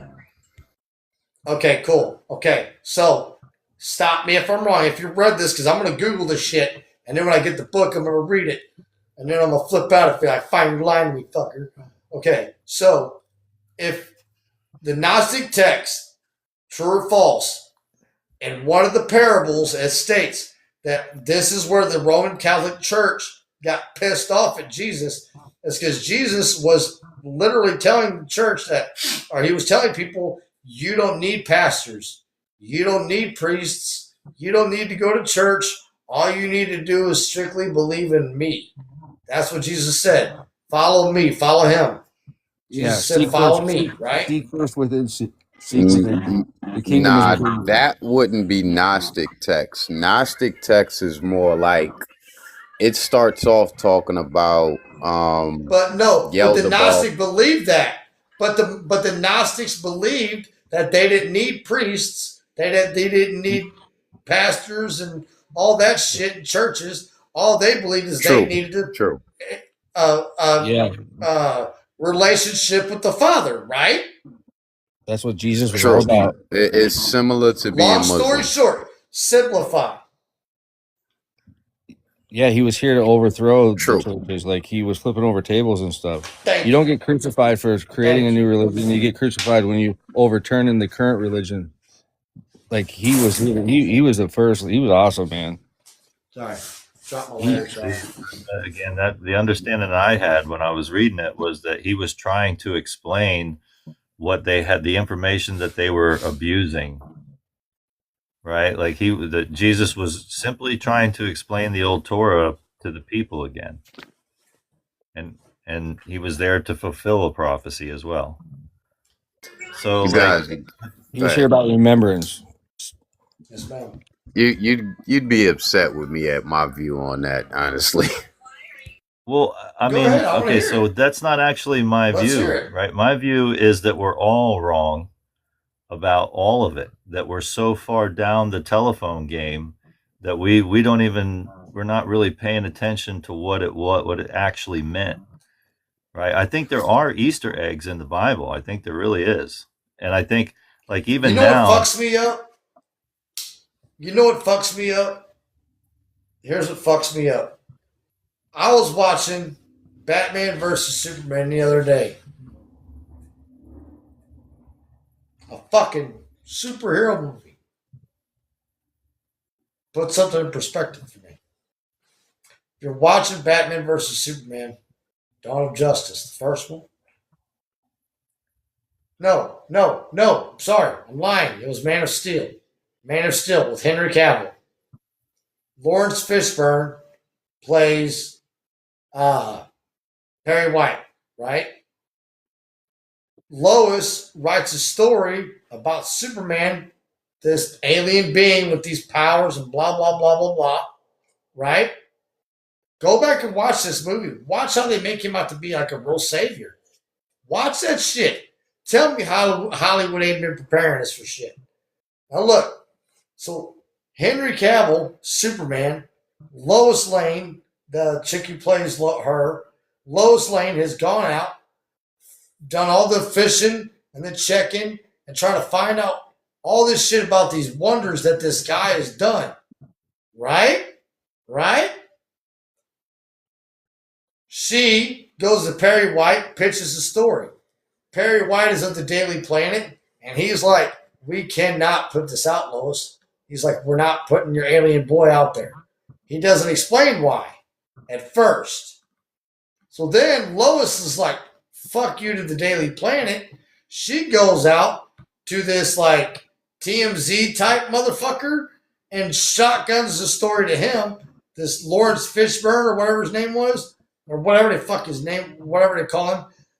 Anyway, they give him she gives him the story, and then he shotguns it all over the fucking internet.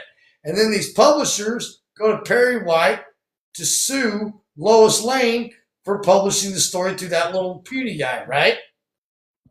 So then when Perry White goes to explain to Lois why he was so pissed off at her and why he didn't want her to publish the story, he said, could you imagine, listen to me, a fucking superhero movie put this in perspective for me. He said, could you imagine if someone like this really existed, was out there, and the world knew it, how would they respond? And let me tell you how they would respond. They prayed for a savior back then. They prayed for somebody to come and heal people and fix things and take care of shit. And they got one. And then they crucified him for it. And here's what's fucked up. Today, in 2026, people still pray and look to the skies for a savior.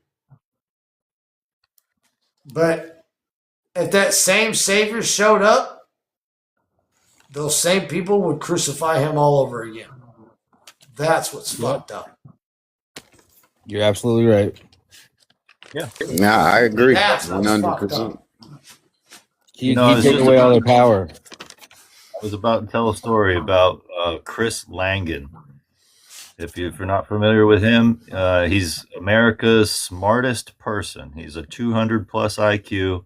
And when they first discovered him, they were praising him. And, this is the greatest thing. We're proof that America can produce intelligence. And then he started talking about, well, I can prove in intelligent design. Right now, he's writing paperwork and pushing for intelligent design. In other words, proof of God. And they're all like, nope. And then he started eating crayons. They act like he is, right? they act like he is. It's so funny how people, one perspective changes everybody's view on you. I have a friend of mine who believes in this whole aliens created us theory, and he quit talking to me. If you're watching, motherfucker, you know who you are. Look, he quit talking to me because I believe in Jesus Christ, and I believe in God, and I don't believe in the Anunnaki, and I don't believe some fucking alien created me. I'm sorry. I don't believe in your Sumerian text. I'll listen, hear me out. I'm not knocking you and I'm not disrespecting you or anybody. I don't agree with your text or your theory, but I'll sit there and listen to it because I like conspiracies. I like myths. I like legends. I like facts. And like everybody here said, this guy up here, Yahweh, he said it 100 fucking times already. We were not there. We weren't there. We're not there now. I'm not sitting next to God. You aren't. So I'm just saying, this is just my opinion. I ain't trying to hurt nobody's feelings. But I believe that Jesus Christ is real. And my friend right now, he just texted me. His text is sitting on my phone right now. And I'm too pissed off to even answer it because I know what he's going to do. This is where the war starts. You feel me? Amen. This is where the war starts. Between two friends, here's how easy and how quick it starts. He texted me war.gov. And you know what that meant? He's going to say, ha ha, motherfucker, aliens are real and your God is dead and Jesus ain't real. That's what he's going to say to me. And that's going to piss me off as a person of faith and a person of spiritual who believes in Jesus Christ. You get what I'm saying? Yeah. Yeah. I try not to knock. That's the problem with the world today. That's the fucking problem.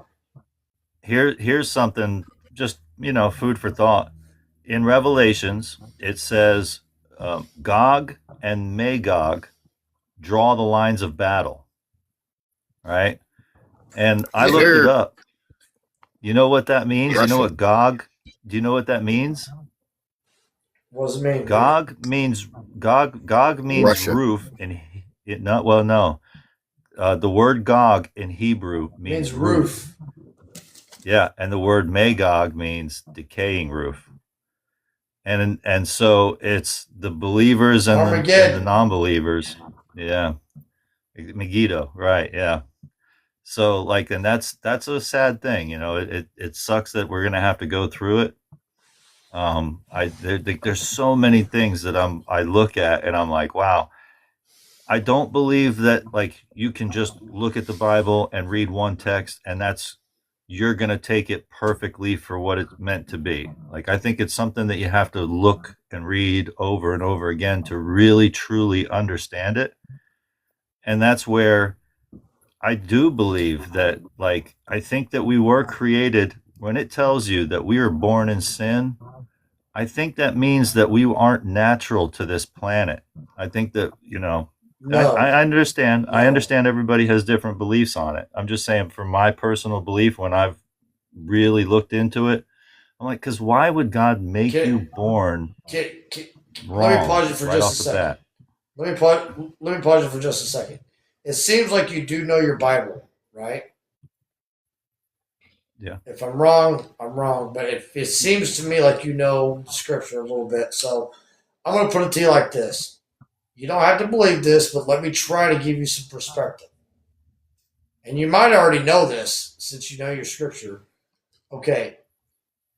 When it comes to what you just said, that right there, as a person of faith, if I was to get temperamental about it, if I wanted it to upset me spiritually, which I won't, I'm not going to because I don't do that shit.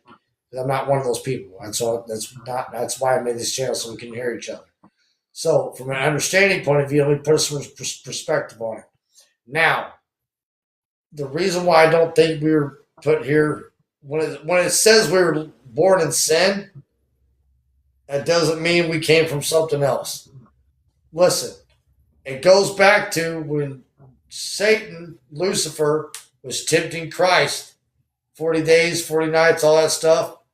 When he took Jesus Christ up to the mountain or top of the world, and he showed Jesus all the kingdoms of the world. And he said, I will give you all these kingdoms of the world if you will all but bow down to me. And Jesus was like, dude, my daddy already owns it. Ain't happening. What that was a symbol. Satan is the renter / owner, like tenant, if you will, like an apartment building. God owns the building. Lucifer is renting the building, renting the room. Right? He's renting the only room in the building. And he's running this motherfucking room into the ground as long and as hard as he can. Okay? So when Lucifer did that, that was him stating, I am the ruler of this world, and I will give it to you, Jesus. And Jesus is like, no, you're not the ruler. You're just a tenant in it. And my daddy is going to show up and whoop that ass one day, and you're going to be shit out of luck. So when he says we are born into sin, he means it because we are born into Lucifer's, Satan's world. He doesn't mean we're born of aliens and technology. We're born into sin because man, Lucifer has made the world sinful. Get me? Yeah, I follow you. Yeah, Jesus never speaks of that's my original perspective. sin. Jesus never mentions original sin. The original sin, actually, yes, he does. The original sin was Satan's pride in heaven when Satan fell from heaven. The first original sin was in heaven. And let me give you this as a gift. Anytime you do something wrong and you feel like you're drifting away from the Father and you feel that demon or the devil, Lucifer, plucking at you going, ha ha, I made you do that again. Or ha ha, I made you fuck up. You need to look him dead. I mean, I do this sometimes when I'm feeling kind of fucking spiritually down. I'll literally look like I'm talking to the air, and it sounds kind of crazy. I talk to him. I'm like, dude, you got kicked out of heaven. You know how fucking hard that is? And you're going to make me feel bad for fucking being mean to my coworker? Shut up. You know what I'm saying? You're right. That was the first sin, but that's not why we were born in sin. Wait, I thought the first sin was eating the apple. No, the first sin was the very first sin was Satan in heaven. That's not why we were born into sin. It said that he was born into sin because of knowledge. It said that he was perfect. And man's first sin was eating the apple. The first sin committed and go ahead. Sorry. Nah, you straight. I was just gonna say the Bible says that he was perfect until iniquity was found in him. That was talking about Lucifer. So Lucifer, in fact, was the first one to break the law. So he was the first one to sin because the Bible says that sin is the transgression of law. And that's why the book of Jubilee is important, because it tells you that they were keeping the law even in heaven. So that's one of the things that I kind of don't really agree too much with Christians, but we agree to disagree. And that's why I was wondering, why did Satan's law cause Satan's flaw caused us to be born in sin? We're born into sin Yes. because of knowledge. Because knowledge, we operate out of our cardinal mind, which is a 10% in knowledge. So you'll have a heavenly defined idea, like a thought, like my buddy needs food, he's hungry, so I go buy him groceries. So on Jesus' right at the crucifixion was a thief. The devil will steal a good thought and make it a bad thought. So knowledge, you have a good divine thought in your head. I'm gonna go buy my buddy some groceries, and while you're driving over to his house, you're like, if that son of a bitch would just get off his ass and get a freaking job, I wouldn't have to buy him groceries. So you have a good thought, but it's surrounded by 5 evil thoughts, and it'll steal a good thought and make it bad. So you That's have the to tree of quit good and operating out of evil. the cardinal mind. Give God the 10%. Give him the whole 100. Cast Well, your net to the right side of the boat. I would say it even goes deeper than that.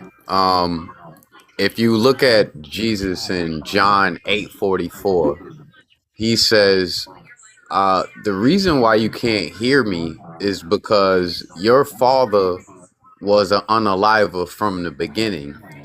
He's the father of lies, right? So when you go back to Genesis chapter 3, it said that there was a beast that was more subtle than any other beast of the field, which had approached Eve, right? So he came to her basically, it says cunning. So the word cunning means that he had some sort of end in mind. And to me, the end that he had in mind was to get her pregnant in order for him to be able to be the firstborn, or for his seed to be the firstborn. And if you look at Hebrew, their culture is for the firstborn to be the inheritor, which would make him the inheritor of the kingdom. So this is why I think that that was the beginning of his 6,000-year rule.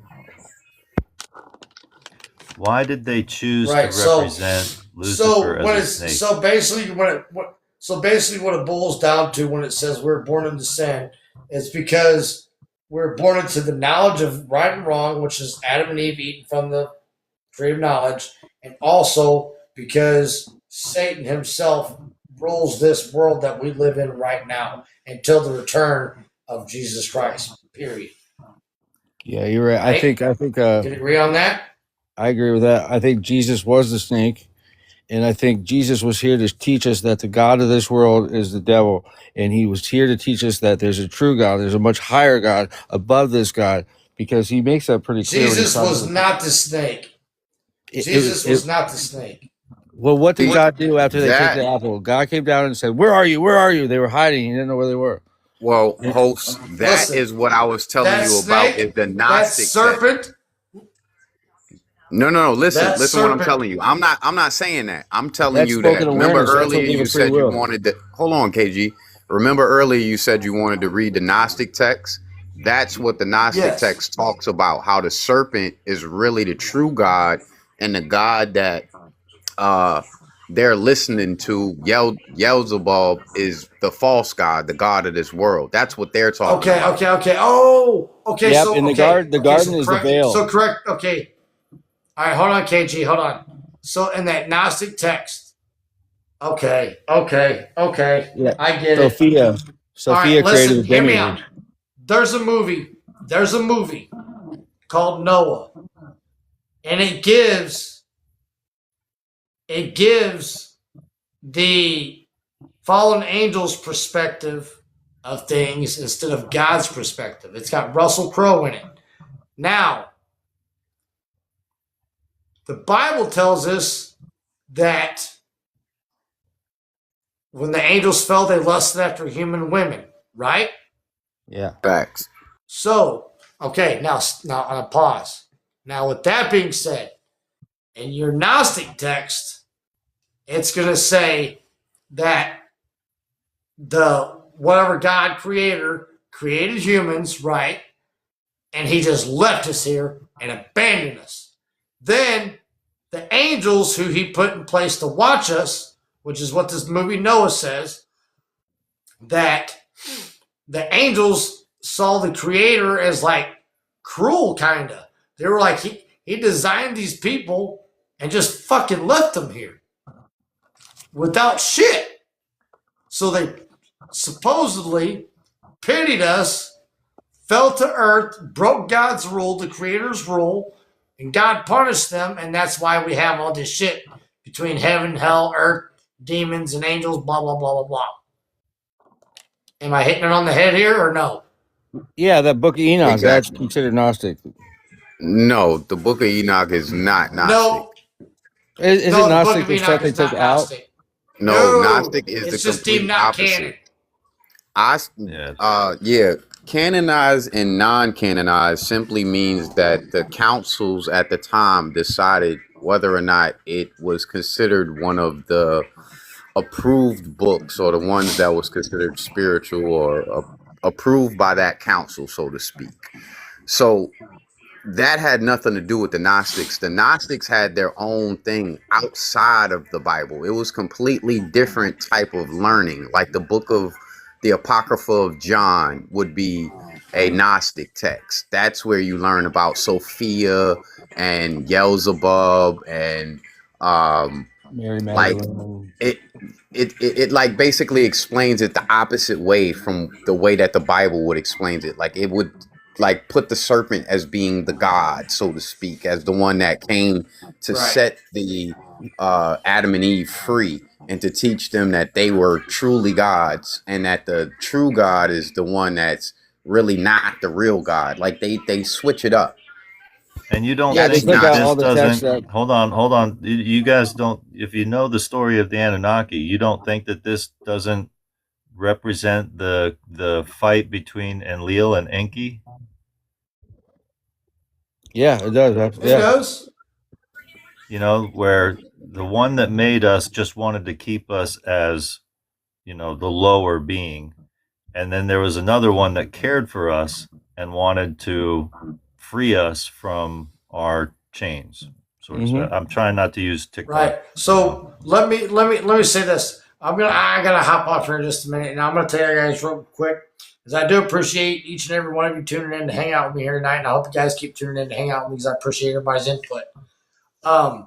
The only thing that I would like every night when I leave these lives, I like to kind of leave. It's kind of like a Jerry Springer thought type deal, right? Final thought. So, I want to leave you guys with just one thing, if I can, is the word discernment. That means to know the difference of, right? Yeah. So just make sure whatever it is, whatever your spiritual journey is, whatever it is you're feeling, make sure you learn the discernment and what is real and what is not. Okay? That's the only thing I try to give out to people sometimes spiritually in these lives, like I said, is I like to give like a small little final thought. Just you guys just try to discern and know and understand what's going on. Okay? So the word is discernment of the week or of the night. Sit on it, sleep on it. Let me know how you feel next time we go live, okay? Roger Wilco. So, but I'm going to go, guys. It's getting late and my phone is dying, so I'm going to get off here right now. But God bless and thank you. I'm going to follow you, for man. You seem everything. pretty cool. I appreciate you seem like my type of person, man. Yeah, catch you next time. I appreciate it, man. I'll follow you guys back. Right now, it says I follow too many people, so I got to wait a couple days so I can follow some more. But as soon as I get cleared, I'll follow some more. Yeah, you look like a guy I'd like to party with. Maybe back in the day, buddy. Right. Have a good one.